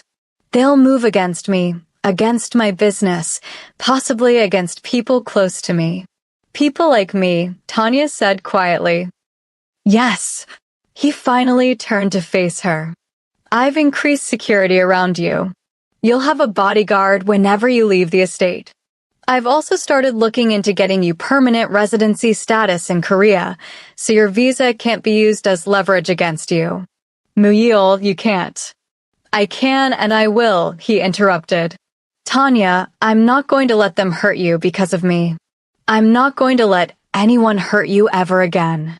"That's not a promise you can keep," she said. "You're not invincible. Neither am I. Bad things happen, no matter how much we try to prevent them. Then I'll deal with those things when they happen," he said. "But I won't live in fear of what might be. And I won't push you away because it's safer." He moved closer, and Tanya's breath caught. They'd been dancing around this for weeks, this pull between them that grew stronger every day. But neither had been brave enough to act on it. Until now. "Tanya," he said softly, "I need to know something. These feelings I have, this connection between us, is it just me? Or do you feel it too?" Her heart hammered. This was the moment. The choice. She could lie, could deny what was so obviously true, could protect them both from the complications that honesty would bring. Or she could be brave. "I feel it," she whispered. "Every day, every moment we're together, I feel it. And it terrifies me." "Because of who I am?" "Because of what it means," she said. "Because loving you feels like jumping off a cliff without knowing if there's water at the bottom." "Loving me," he repeated, his eyes searching hers. Tanya realized what she'd said, and panic fluttered in her chest. But she didn't take it back. Couldn't take it back. "Yes," she said. "Loving you." Which is probably the stupidest thing I've ever admitted, but there it is. Muyil's face transformed, a smile spreading across his features that was so genuine, so unguarded, that it took her breath away. "Thank God," he said. "Because I've been falling for you since the day you slapped Warren. Maybe even before that. And I was terrified you didn't feel the same." "How could I not?" Tanya asked. "You're honorable and kind and strong in all the ways that actually matter. You see people, really see them. You make me feel valuable, not because of what I can do for you, but because of who I am. How could I not fall for that?" He cupped her face in his hands, his touch gentle. "May I kiss you?" Instead of answering, Tanya closed the distance between them, pressing her lips to his. The kiss was soft at first, tentative, as if they were both afraid the moment might shatter. Then it deepened, became something more urgent, more real. When they finally broke apart, both were breathing hard. "This is complicated," Tanya said. "Yes. It's probably going to cause more problems than we can imagine." "Probably. We're from completely different worlds." "We'll build a new one," Muyil said. "Together." And standing there in his study, with the lights of Busan twinkling in the darkness outside, Tanya let herself believe it. Let herself hope that maybe, just maybe, love could be enough to bridge the gap between their worlds. It was naive. It was foolish. It was the bravest thing she'd ever done. Outside, in the shadows beyond the estate walls, someone watched and waited. Taking photos. Documenting. Building a case. Warren had promised revenge, and the CO family always kept their promises. The war was just beginning. The next morning, photos appeared online. Muyil and Tanya in the study, Visible through the window, their embrace unmistakable. The accompanying article was vicious. Mafia boss dumps Korean fiancé for African maid. The subheadline read, King Mu-yeol's betrayal of his own kind shocks Busan's elite. The reaction was immediate and devastating. By noon, Mu-yeol's business partners were calling, expressing concerns. By evening, 2 major deals had fallen through. By the next morning, protests had gathered outside the Kang estate, signs demanding that Tanya be deported. Inside, Tanya stared at the articles on her phone, her hands shaking. Don't read that garbage, Jiwon said, trying to take the phone away. It's all lies. Is it? Tanya asked. I am African. I was a maid. He did break his engagement. The only lie is that it's a betrayal. You need to talk to Mr. Kong. But before Tanya could respond, Mrs. Park appeared at the door. Miss Mbala. The study. Now. Tanya's stomach dropped. She followed Mrs. Park through corridors that seemed longer than usual, past staff members who wouldn't meet her eyes. When she reached the study, she found not just Mu-yeol, but his mother and Juntae. Sit, Madam Kong commanded. Tanya sat, keeping her spine straight despite the fear churning in her gut. You've seen the articles, Madam Kong said. It wasn't a question. Yes, ma'am. Then you understand the position we're in. The Seo family has weaponized your relationship with my son. They're destroying his reputation, sabotaging his business, turning public opinion against him. And it's working. Mother, Mu-yeol warned. No, let her speak, Tanya said quietly. I want to hear it. Madam Kong leaned forward. You have 3 choices, Miss Mbala. First, you can leave Korea immediately. We'll provide you with generous compensation and help you start over somewhere else. Mu-yeol will release a statement saying the relationship was a misunderstanding, that you were never anything more than an employee. His reputation will recover, the business relationships will be repaired, and life will go on. And the second choice? Tanya asked, though she could guess. You stay, but you and Mu-yeol maintain complete public distance. No relationship, no contact beyond professional necessity. The rumors will eventually die down if there's no fuel to feed them. And the third. Madam Kang's expression hardened. You fight. You and Mu-yeol go public with your relationship. Damn the consequences. You face down the Seo family, the public backlash, the business losses, and everything else that comes with it. But understand, Miss Mbala, if you choose this path, you'll be declaring war. Not just on the Seos, but on everyone who believes people like you and my son shouldn't be together. Tanya looked at Mu-yeol. He hadn't spoken yet, but his face was troubled. What do you want me to do? She asked him directly. I want you to choose what's right for you, he said. Not what's right for me, or for my family, or for the business. What do you want, Tanya? It was the question she'd been avoiding. Because honestly, what she wanted felt selfish. What she wanted felt impossible. I want to fight, she said finally. I want to stay. I want to build something real with you, regardless of what anyone thinks. But Mu-yeol, I can't ask you to sacrifice everything for me. I can't be the reason your empire crumbles. You're not the reason, he said firmly. The Seos are doing this, not you. Bigotry is doing this, not you. And if my empire can't survive me choosing love over politics, then maybe it doesn't deserve to survive. That's naive, Madam Kong snapped. This empire has lasted 3 generations. It's bigger than one man's feelings. Then maybe it's time for it to change, Mu-yeol said. Maybe it's time for us to be something different. Something better. And if you lose everything, his mother pressed. If your allies abandon you, if your enemies move against you, if the life you've built collapses, will this woman be worth it? Mu-yeol looked at Tanya, and she saw everything in his eyes. Determination, fear, love, hope. Yes, he said simply. She will. Tanya felt tears streaming down her face. You're insane. You're throwing away everything. I'm choosing what matters, he interrupted. For the first time in my life, I'm choosing what actually matters. Juntae, Madam Kong said sharply, talk some sense into him. But Juntae surprised everyone by smiling. Sorry, Auntie. But I think he's right. I've watched Muyil his whole life, doing what was expected, being who he was supposed to be. And I've never seen him happy. Not really. Until her. He nodded at Tanya. So yeah, maybe it's crazy. Maybe it'll blow up in our faces.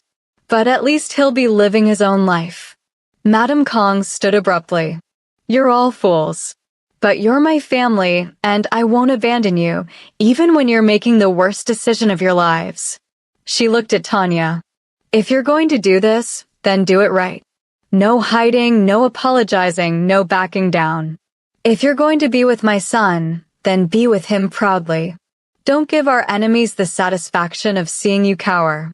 She left, and the room felt lighter in her absence. Well, Juntae said cheerfully, that went better than expected. She didn't disown anyone or threaten to kill anyone. That's basically approval in Kang family language. Despite everything, Tanya laughed. It was a slightly hysterical sound, but it was real. Muyil pulled her into his arms. We're going to get through this, he promised. Together. You know this is going to get worse before it gets better, she said against his chest. I know. The COs won't stop. They'll keep attacking, keep pushing, keep trying to break us apart. Let them try. Muyil. Tanya, he pulled back to look at her. I've spent my entire life being afraid. Afraid of disappointing my family, afraid of showing weakness, afraid of wanting something just for myself. I'm done being afraid. Whatever comes, we'll face it.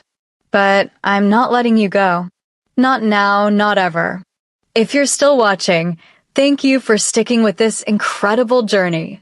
This story of love, courage, and transformation is far from over. Make sure you're subscribed and hit that notification bell so you don't miss the next chapter. What do you think will happen next? Will Tanya and Muyil's love survive the storm ahead? Drop your predictions in the comments below and don't forget to like this video. Your support means everything. The public announcement came 3 days later. Muyil stood before cameras, Tanya beside him, and faced the world with his truth. My name is Kang Muyil, he began, his voice steady. And I'm in love with Tanya Mbala. I know this is controversial. I know many of you will disapprove. But I'm done hiding who I am and what I want because it makes others uncomfortable. Tanya is brilliant, brave, and principled. She challenges me to be better. She makes me want to build something worth building. And yes, she's African. Yes, she came to Korea as a domestic worker. But those things don't define her worth any more than my family name defines mine. We're just two people who found each other and decided that love matters more than convenience. If you have a problem with that, if you think our relationship is somehow wrong or shameful, then that's your burden to carry, not ours. We're moving forward together and we're not apologizing for it. The questions from reporters came fast and furious, but Muyil fielded them with grace. Tanya stood beside him, her hand in his, her head high, refusing to be diminished. The reaction was predictable. Half of Korea seemed outraged. The other half was cautiously supportive. Social media exploded with opinions from every angle. But something unexpected happened too. Messages started pouring in from people in interracial relationships, from those who had been forced to hide their love, from anyone who had ever been told they didn't deserve happiness because they didn't fit someone else's expectations. You're giving us hope, one message read. Thank you for being brave enough to show us it's possible. My girlfriend is Filipino, and my family disowned me for it, another said. Seeing you stand up makes me feel less alone. The messages kept coming, hundreds of them, thousands, creating a groundswell of support that began to counterbalance the hatred. Muyil's business took hits. Several partners backed out of deals. Some associates stopped returning his calls. But others, surprisingly, stepped forward. Younger business leaders, those tired of the old ways, saw an opportunity to align themselves with someone willing to challenge tradition. "The world's changing," one of his new partners said during a meeting. "People like you, who aren't afraid to be themselves, who don't bow to outdated prejudices, you're the future. We want to be part of that." Slowly, carefully, Muyil began rebuilding his business around a new philosophy: loyalty based on respect, power tempered with integrity, tradition balanced with progress. It wasn't easy. There were setbacks, threats, moments when it seemed like everything would collapse. But through it all, Tanya was there. And that made the difference.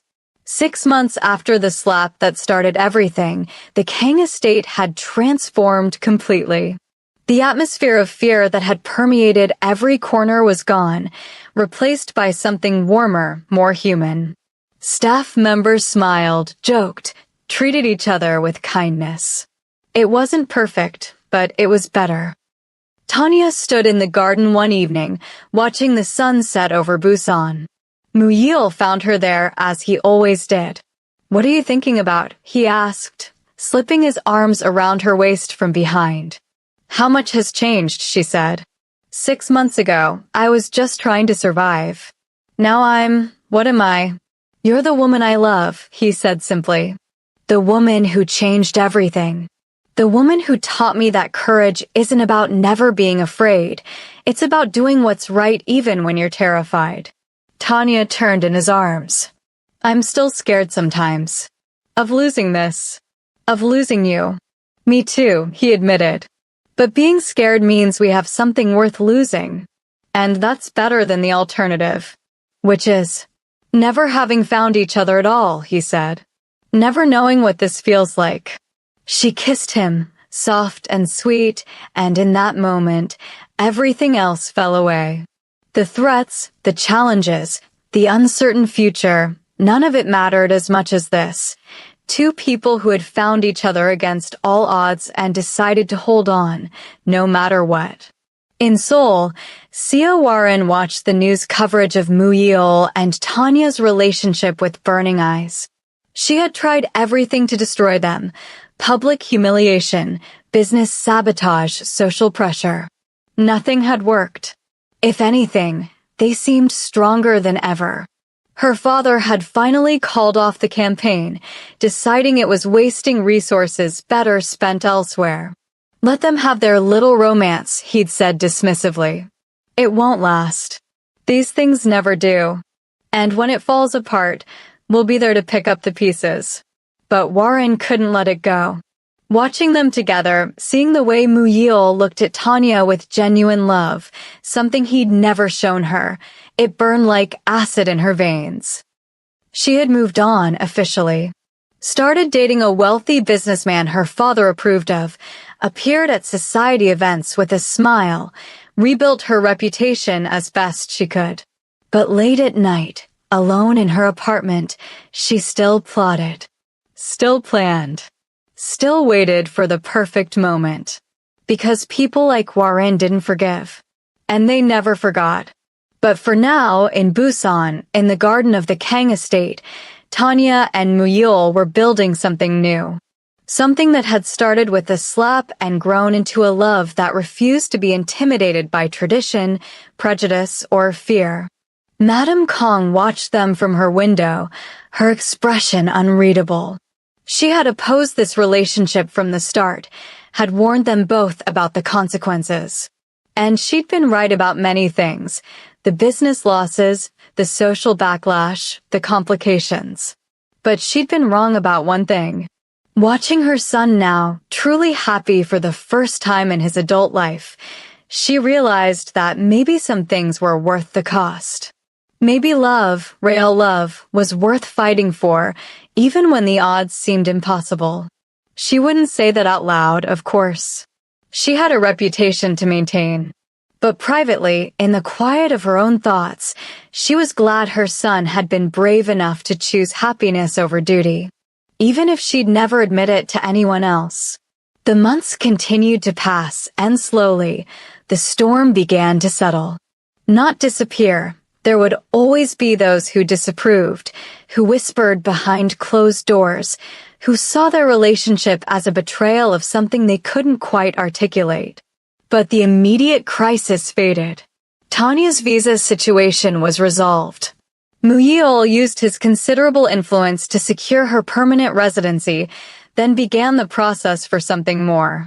She enrolled in business courses, preparing for the day when she could be more than just his partner in love, but his partner in business as well. The staff continued to evolve. Mrs. Park was promoted to estate manager, with real authority and a salary to match. Ji-won became Tanya's assistant, finally free from the fear that had defined her early years at the estate. New policies were implemented, better working conditions, fair wages, zero tolerance for abuse of any kind. Word spread. The Kong estate became known as a good place to work, and applications flooded in. People wanted to be part of something different, something better.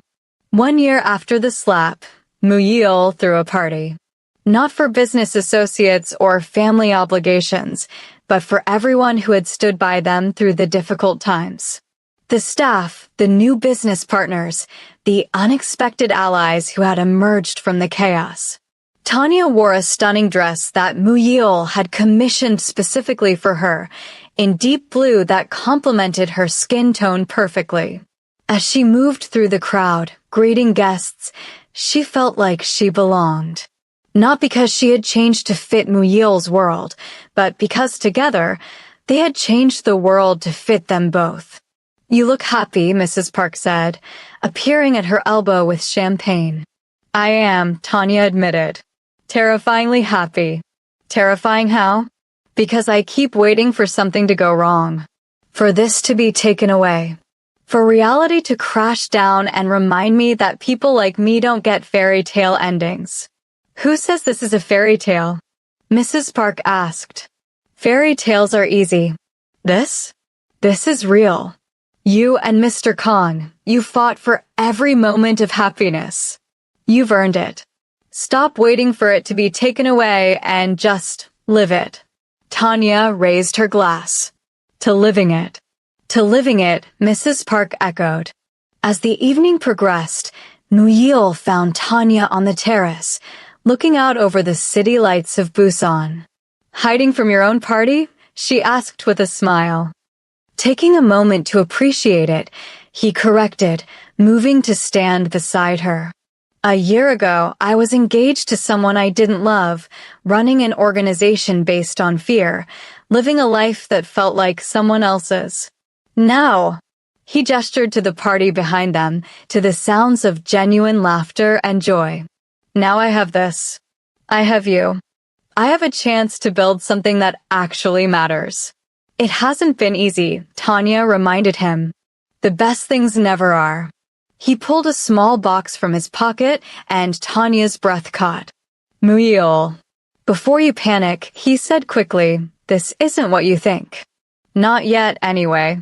I know we're still figuring things out, still building our foundation. But I wanted you to have this." He opened the box to reveal a pendant, a simple but elegant design featuring 2 hands clasped together, one darker, one lighter, made from intertwined gold and silver. "It's beautiful," Tanya whispered. "I had it made by a local artist," Muyil explained. "The gold and silver represent our different backgrounds, how we're different but complementary.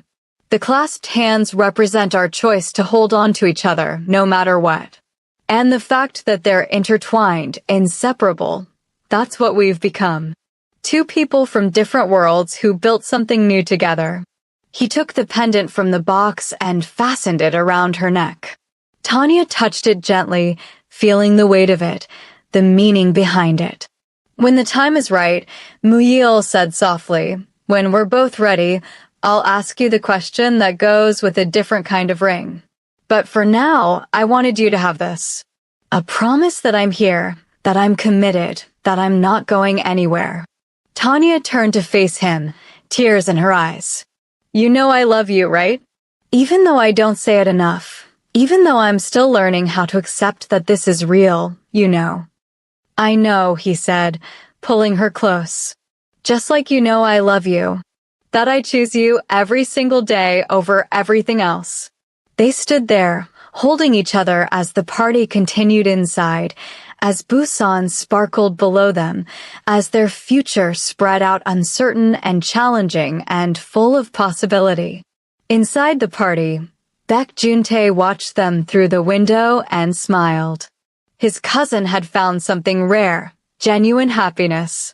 And watching Muyil with Tanya, seeing how they complemented each other, how they made each other better, it gave Juntae hope. Hope that maybe the old ways didn't have to be the only ways. That maybe their world, violent and complicated as it was, could still make room for love. For growth. For change. Madame Kang stood beside him, following his gaze. They're good together, she admitted grudgingly. I was wrong about her. She's stronger than I gave her credit for. She slapped Warren, Juntae said with a grin. In this family, that automatically earns respect. Despite herself, Madame Kang laughed. True. Though let's not make that our standard metric for evaluating potential family members. Potential family members? Juntae raised an eyebrow. So you've accepted it? The relationship. I've accepted that my son is his own man, making his own choices, Madame Kang said carefully. And that those choices, while unconventional, seem to be working for him. Is she who I would have chosen? No. But do I see that she makes him happy, that she challenges him to be better, that she's loyal and brave and everything he needs? Yes. So I'm choosing to focus on that. That's very progressive of you, Auntie. Don't push it, she warned, but there was no heat in it. I'm still getting used to the idea. But Tanya has proven herself, time and again. She stood her ground when most would have run. She fought for her dignity, for her place here, for my son. That deserves acknowledgement, if not outright approval. I think you like her, Juntae teased. I think she's acceptable, Madame Kang corrected. There's a difference. But as she watched Tanya and Muyil on the terrace, the older woman's expression softened. Maybe, just maybe, her son had found something worth more than any business alliance or political marriage could ever provide. Maybe he'd found a true partner. The party eventually wound down. Guests departed with genuine smiles and promises to stay in touch. The staff cleaned up efficiently, their movements relaxed and unhurried. This was a household that no longer operated on fear, and it showed in every interaction. Late that night, Tanya and Muyil sat in the library, their sanctuary. He was going through paperwork while she read, both comfortable in the shared silence. I've been thinking, Tanya said suddenly. About what I want to do. Long term, I mean. She set down her book. I'm grateful for the position here, for everything you've done for me. But I don't want to be dependent on you, on your protection, on your influence. I want to build something of my own. Tell me, Muyil said, setting aside his papers to give her his full attention.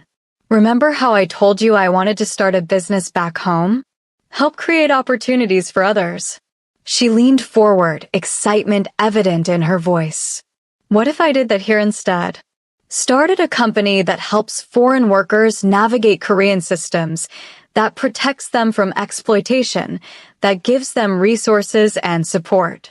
There are so many people like me who come here looking for opportunity and end up in situations like I was in, with people like Warren. What if I could change that? Muyil's face lit up. That's brilliant. And it aligns with what I've been working on too, shifting our business model toward legitimate enterprises, toward things that actually help people. We could partner on it. I could provide startup capital, connections, legitimacy. You could provide the vision, the understanding of what workers actually need. I don't want it to seem like you're just giving me a vanity project, Tanya said carefully. It wouldn't be, Muyil assured her. It would be a genuine business venture, with you as the founder and CEO. I'd be an investor and advisor, but it would be your company, your vision. And honestly, I think it could be incredibly successful. There's a real need for these services, and you have the credibility to provide them. Tanya felt excitement bubbling up. I'd need to do research, create a business plan, figure out logistics. So do it, Muyil said simply. You have everything you need. Take your time, do it right, and when you're ready to launch, I'll be right there supporting you. They talked late into the night, planning and dreaming and building a future that felt both exciting and possible. This was what partnership looked like, Tanya realized. Not one person dominating while the other submitted, but two people working together, supporting each other's dreams, helping each other grow. This was what love looked like when it was real. In Seoul, Warren stared at her phone, reading articles about the party at the Kang estate. Pictures of Muyil and Tanya together, looking happy and in love. Comments from attendees about what a wonderful evening it had been, how transformed the household was, how inspiring their relationship was. She threw her phone across the room, watching it shatter against the wall. Her new relationship wasn't working out. The businessman her father had pushed her toward was boring and self-absorbed. He treated her like an accessory, not a partner. And every time she saw him, she was reminded that Muyil had never looked at her the way he looked at Tanya. Her father's words echoed in her mind. Let it go. Move on. You're better than this obsession. But she couldn't move on. Couldn't let go. The humiliation still burned, the rejection still stung. And watching them succeed while she struggled felt like salt in a wound that refused to heal. She picked up her laptop and opened a private browser. There were people in Korea, in Busan specifically, who specialized in making problems disappear. People who didn't ask questions if the price was right. Her finger hovered over the keyboard. One message. One transaction. One permanent solution to the problem that was Tanya Mbala. It would be easy. Untraceable, if done right. And then Muyil would finally understand the consequences of his choices. Would finally feel the pain he'd inflicted on her. But even as she thought it, even as she imagined the satisfaction it would bring, something held her back. Some last shred of conscience, or perhaps just self-preservation. Because if anything happened to Tanya now, after all the public drama, Muyil would know. He would come for her. And despite everything, despite her hatred and resentment, she wasn't sure she was ready to face his wrath. Not yet, anyway. She closed the laptop and poured herself a drink instead. Maybe her father was right. Maybe it was time to let go, to move on, to build her own life instead of obsessing over the one she'd lost. But old habits died hard. And Warren's capacity for holding grudges was legendary. For now, she would wait. But she wouldn't forget. And someday, when the opportunity presented itself, when she could act without consequences. Someday, there would be a reckoning. 2 years after the slap that changed everything, Tanya stood in her own office building in downtown Busan. The sign on the door read Bridge International Services in Korean and English. Inside, a team of 15 people worked to help foreign workers navigate Korean systems, protect them from exploitation, and connect them with legitimate opportunities. The business had grown faster than anyone expected. Word spread among immigrant communities that here was someone who understood their struggles, who fought for their rights, who genuinely cared about their well-being. Within 6 months, they had more clients than they could handle. Within a year, they'd expanded to 3 additional locations across Korea. Tanya had become something of a celebrity in immigrant circles, speaking at conferences, advising government officials on worker protection policies, building bridges between Korean society and the foreign workers who contributed so much to it. And through it all, Muyil was there. Not controlling, not overshadowing, but supporting. He had kept his promise. He'd provided startup capital and connections, but the company was entirely hers. She made the decisions, set the direction, built the team. Their relationship had deepened and evolved. They had moved past the initial intensity into something more stable and profound. They knew each other now, really knew each other, the good parts and the flawed parts and everything in between. And they had chosen each other anyway. Penny for your thoughts? Muyil appeared in her office doorway, wearing a casual suit, his expression warm. Just reflecting, Tanya said. 2 years ago, I was scrubbing floors and getting slapped. Now I'm running a company and changing lives. It's surreal sometimes. You did this, Muyil said, moving to stand beside her at the window. Not me, not luck, not circumstances. You. Your vision, your courage, your refusal to accept that things can't be better. This is all you. We did this, Tanya corrected. Together. He smiled and took her hand. Speaking of together, I have something to ask you. Tanya's heart skipped. Muyil. Hear me out first, he said, his expression turning serious. 2 years ago, I gave you a promise. A commitment that I was here, that I was choosing you, that I wasn't going anywhere. And I've kept that promise. Through business challenges, through social pressure, through everything that's tried to tear us apart, I've kept it. I know, Tanya whispered. And you've kept your promise too, he continued. You've stayed, you've fought, you've built something incredible. You've shown me what partnership really means, what love really looks like. And I don't want to spend another day without making this official. He pulled out a ring box, and this time, Tanya didn't stop him. Tanya Mbala, he said, opening the box to reveal a stunning ring that somehow perfectly captured both of their styles. Will you marry me? Will you officially become my partner? Not just in love, but in life? Will you help me continue building a world where love matters more than tradition, where courage is valued over conformity, where two people from different worlds can come together and create something beautiful? Tears streamed down Tanya's face. Yes, she said. Yes, of course, yes. He slipped the ring onto her finger, and they kissed as the sun set over Busan, as her employees cheered from the main office where they'd apparently been watching, as their future unfurled before them full of possibility and promise. It wouldn't always be easy. They both knew that. There would still be challenges, still be people who disapproved, still be obstacles to overcome. But they would face it together. As partners. As equals. As two people who had learned that the best things in life were worth fighting for. At the Kang estate, Madame Kang received the news of the engagement with characteristic composure.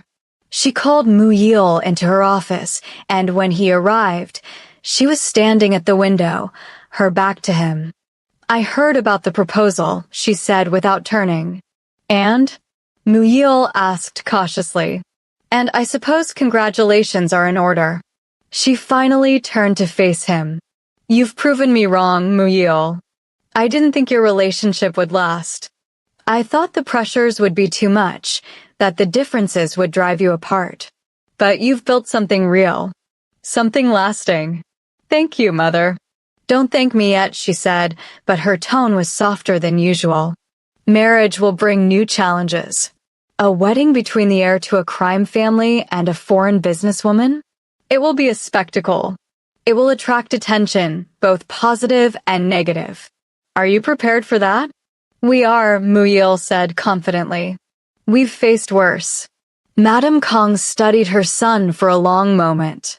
You've changed these past 2 years. Become more yourself, somehow. More settled in your own skin. That's her influence, I suppose. It is, Muyil admitted. She's made me braver. Made me question things I'd always accepted. Made me believe that I can build something better than what came before. Your father would be proud, Madame Kong said quietly, of the man you've become, of the choices you've made, of the courage it took to follow your heart instead of just following orders. It was the closest she'd ever come to fully approving of his relationship with Tanya, and Muyil treasured it. Will you give us your blessing? He asked. Officially? Madame Kong was quiet for a long moment. Then she moved to her desk, pulled out an ornate box, and opened it to reveal a stunning jade bracelet. This belonged to your grandmother, she said. She wore it on her wedding day, as did I on mine. It's tradition for the groom's mother to give it to the bride as a symbol of welcome into the family. She held it out to him. Give this to Tanya. Tell her that while she may not have been the daughter-in-law I originally envisioned, she has proven herself worthy of the Kang name. Tell her that she has my respect, my support, and yes, my blessing. Muyil took the bracelet, emotion tightening his throat. Thank you, mother. Just make her happy, Madame Kong said. And let her make you happy in return. That's all that really matters. The wedding took place 6 months later. It was a carefully orchestrated blend of Korean tradition and African influences, a celebration that honored both of their backgrounds. The guest list was eclectic. Crime lords sat beside immigrant rights activists, traditional Korean families mixed with Tanya's friends from the international community. Old allies and new partners came together to witness something unprecedented. Tanya wore a stunning hanbok in rich colors, with African fabrics incorporated into the design. Muyil wore traditional Korean wedding attire with subtle nods to Tanya's heritage in the details. The ceremony itself was a fusion, honoring multiple traditions, creating something new from their combined histories. When they exchanged vows, there wasn't a dry eye in the house. I promise to honor you, Muyil said, his voice strong and clear, not because of where you come from or what you've achieved, but because of who you are. I promise to stand beside you, never above you or below you, but as your equal partner in all things. I promise to fight for us, for this life we're building, for the world we want to create where love matters more than tradition. And I promise to never stop choosing you, every single day, for the rest of my life. Tanya's voice shook with emotion as she spoke her own vows. I promise to challenge you, to push you to be your best self, to never let you settle for less than what you deserve. I promise to build with you, not just a marriage, but a legacy of courage and kindness. I promise to respect your past while helping shape your future. And I promise that no matter what storms come, no matter what obstacles we face, I will stand with you. Always. When the officiant pronounced them married, the applause was thunderous. And when they kissed, sealing their commitment, it felt like more than just a wedding. It felt like a revolution. The reception was joyous and chaotic in the best possible way. Different cultures mingled.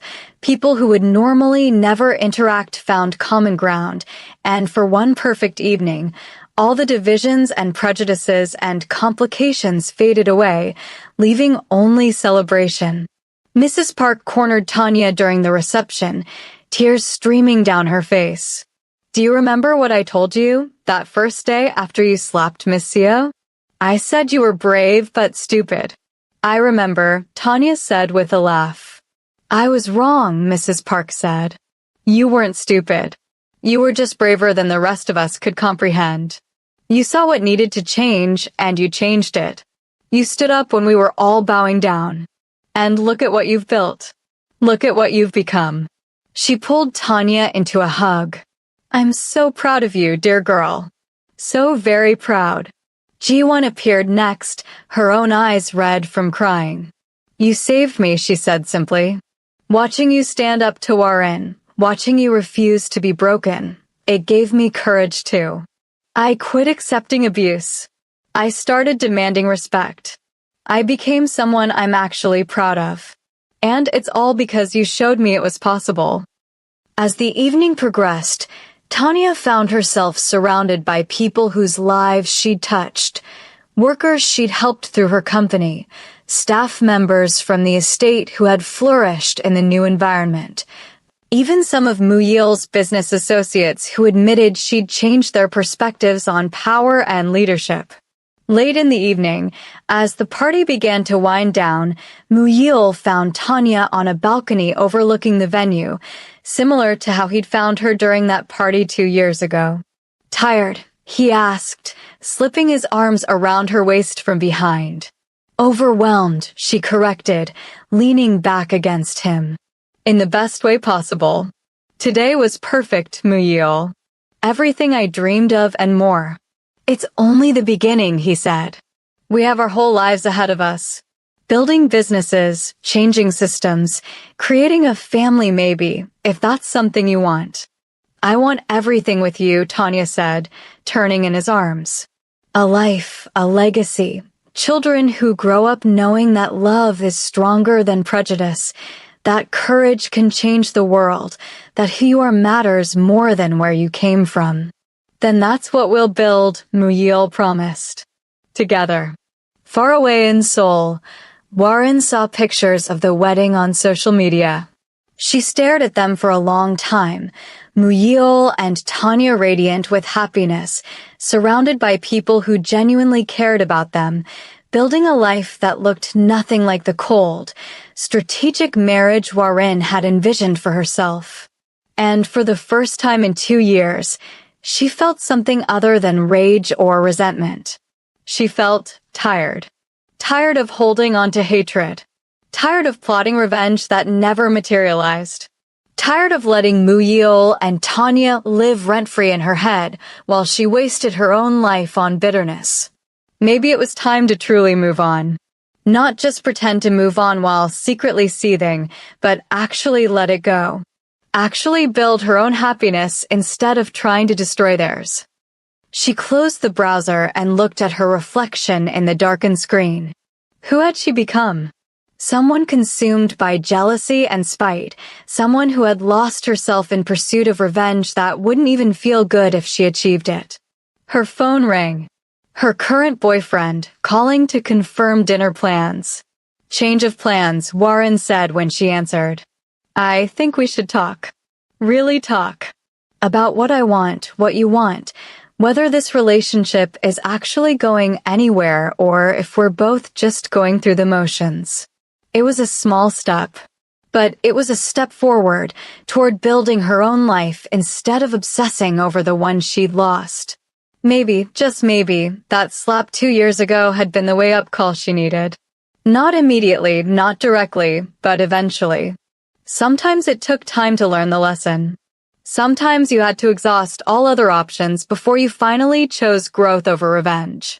Warren wasn't sure she'd ever fully forgive Tanya for that slap, or Muyil for his choices. But maybe forgiveness wasn't the point. Maybe the point was just to move forward, to build something of her own, to stop letting her past define her future. It was worth trying at least. Back in Busan, as Tanya and Muyil's wedding reception finally ended and they prepared to leave for their honeymoon, Mrs. Park gathered the estate staff for a final toast. 2 years ago, she said, raising her glass, a young woman walked into this house and changed everything. She didn't mean to. She just refused to accept things as they were. She stood up when she could have bowed down. She fought when she could have fled. And in doing so, she showed all of us what courage really looks like. To Tanya, someone shouted. To Tanya and Muyil, another added. To courage, Mrs. Park corrected. To dignity. To love that refuses to be diminished. To change that starts with one person standing up and saying enough. That's what we're celebrating tonight. Not just a wedding, but a transformation. This house, this family, this entire household, we're all better because someone was brave enough to slap back. The staff erupted in laughter and cheers, raising their glasses. And somewhere in that celebration, in that joy and solidarity and hope for the future, was the real victory. Not that Tanya had won Muyil, not that good had triumphed over evil, but that fear had been replaced by respect, that cruelty had been replaced by kindness, that one person's courage had inspired a whole community to demand better. That was worth celebrating. That was worth everything. As Muyil and Tanya drove away from the reception, heading toward their future, Tanya touched the jade bracelet on her wrist, the pendant around her neck, and the ring on her finger. 3 pieces of jewelry, 3 symbols of acceptance and love and commitment. No regrets? Muyil asked, glancing at her. Only that I didn't slap her harder, Tanya joked. Muyil laughed, the sound warm and genuine. You know, that slap really did change everything. If you hadn't stood up to her that day, if you just accepted it and moved on, we wouldn't be here, Tanya finished. I wouldn't have caught your attention. You wouldn't have defended me. None of this would have happened. Do you ever wonder what would have happened if things had been different? He asked. If you'd never met Warren, or if she'd never slapped you, or if I'd been traveling that day and hadn't witnessed it? Sometimes, Tanya admitted. But then I remember something my mother used to say. The best things in life happen when we're brave enough to defend our dignity. I was just defending my dignity that day. Everything else, it was a bonus. Some bonus, Muyil said. You got a husband, a business, a family, and a revolution out of one slap. I got a life, Tanya corrected. A real life where I don't have to make myself small for anyone's comfort. Where I'm valued for who I am, not what I can do for someone else. Where love is possible, even when the world says it shouldn't be. That's what I got from standing up that day. That's what we built together. As they drove into the night, Busan's lights sparkling behind them and their future stretching ahead, they both knew the truth. The slap had been just the beginning. The real work had been everything that came after. The courage to keep standing when it would have been easier to run. The commitment to build something better instead of just accepting what was. The love that grew not in spite of the obstacles, but because they had faced them together. That was the real story. Not about a slap or a broken engagement or a mafia romance, but about 2 people who had found each other against all odds and decided that dignity mattered more than convenience, that love was worth fighting for, and that sometimes the best revenge against cruelty wasn't more cruelty. It was building something so beautiful that it made the past irrelevant. And that's exactly what they did. Years later, when people asked Tanya about her journey from maid to businesswoman to Mrs. Kang Muyil, she always told the truth. It started with refusing to accept being hit. Everything else flowed from that one moment of standing up for herself. It wasn't about being special or brave or having some grand plan, she would say. It was just about knowing my worth and refusing to let anyone diminish it. That's something everyone can do. That's something everyone should do.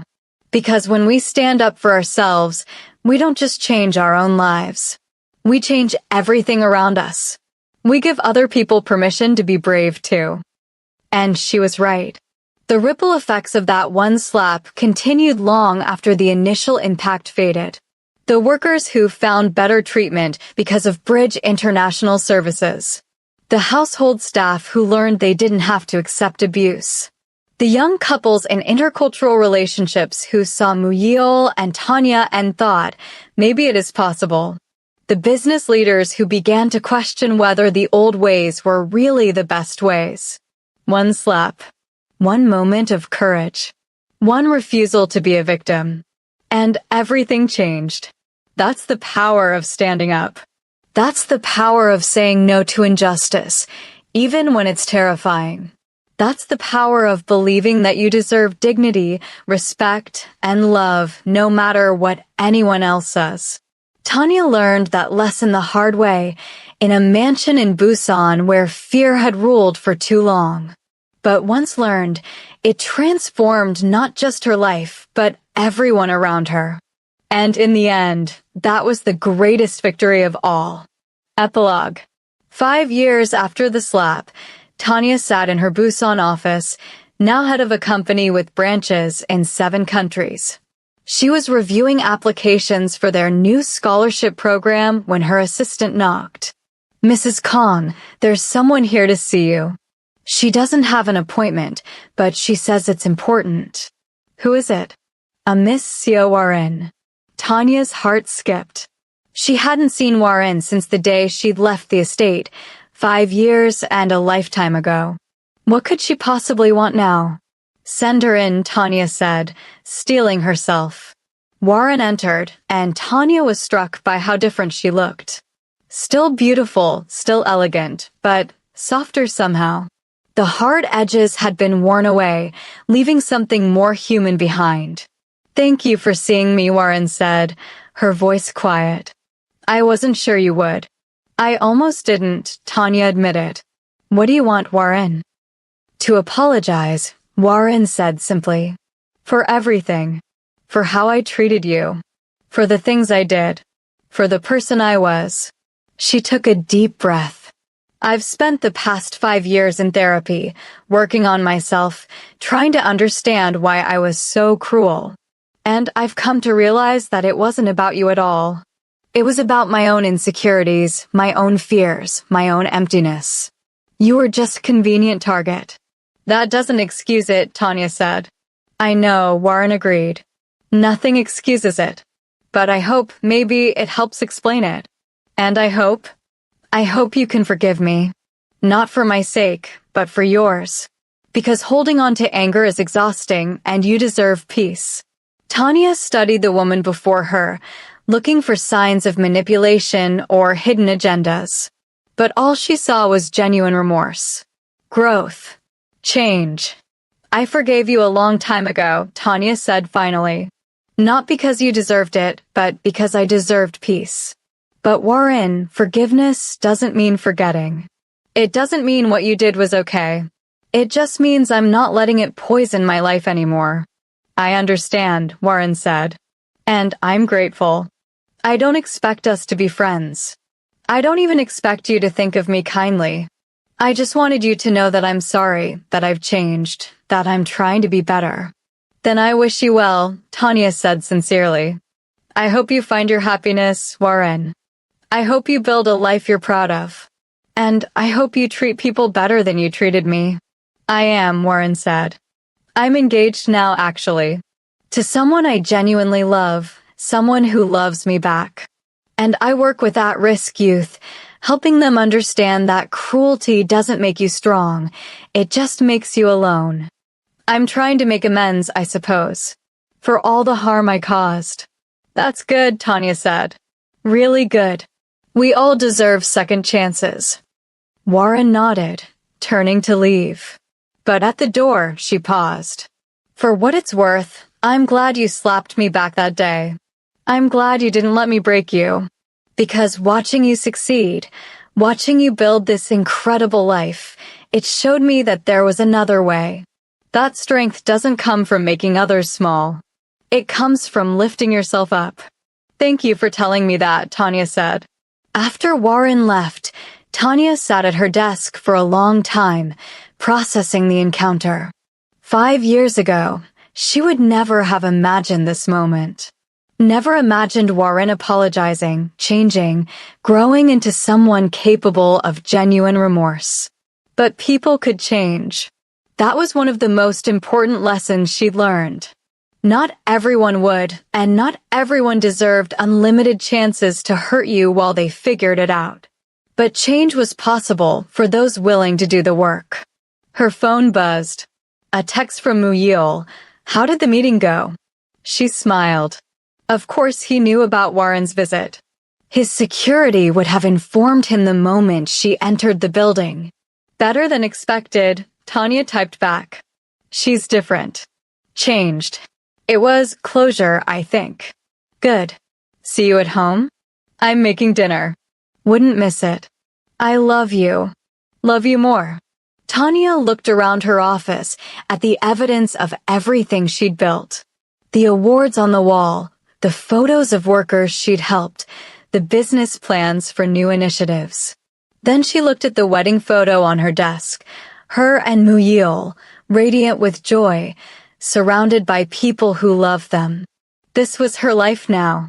Built from courage, sustained by love, expanded through determination.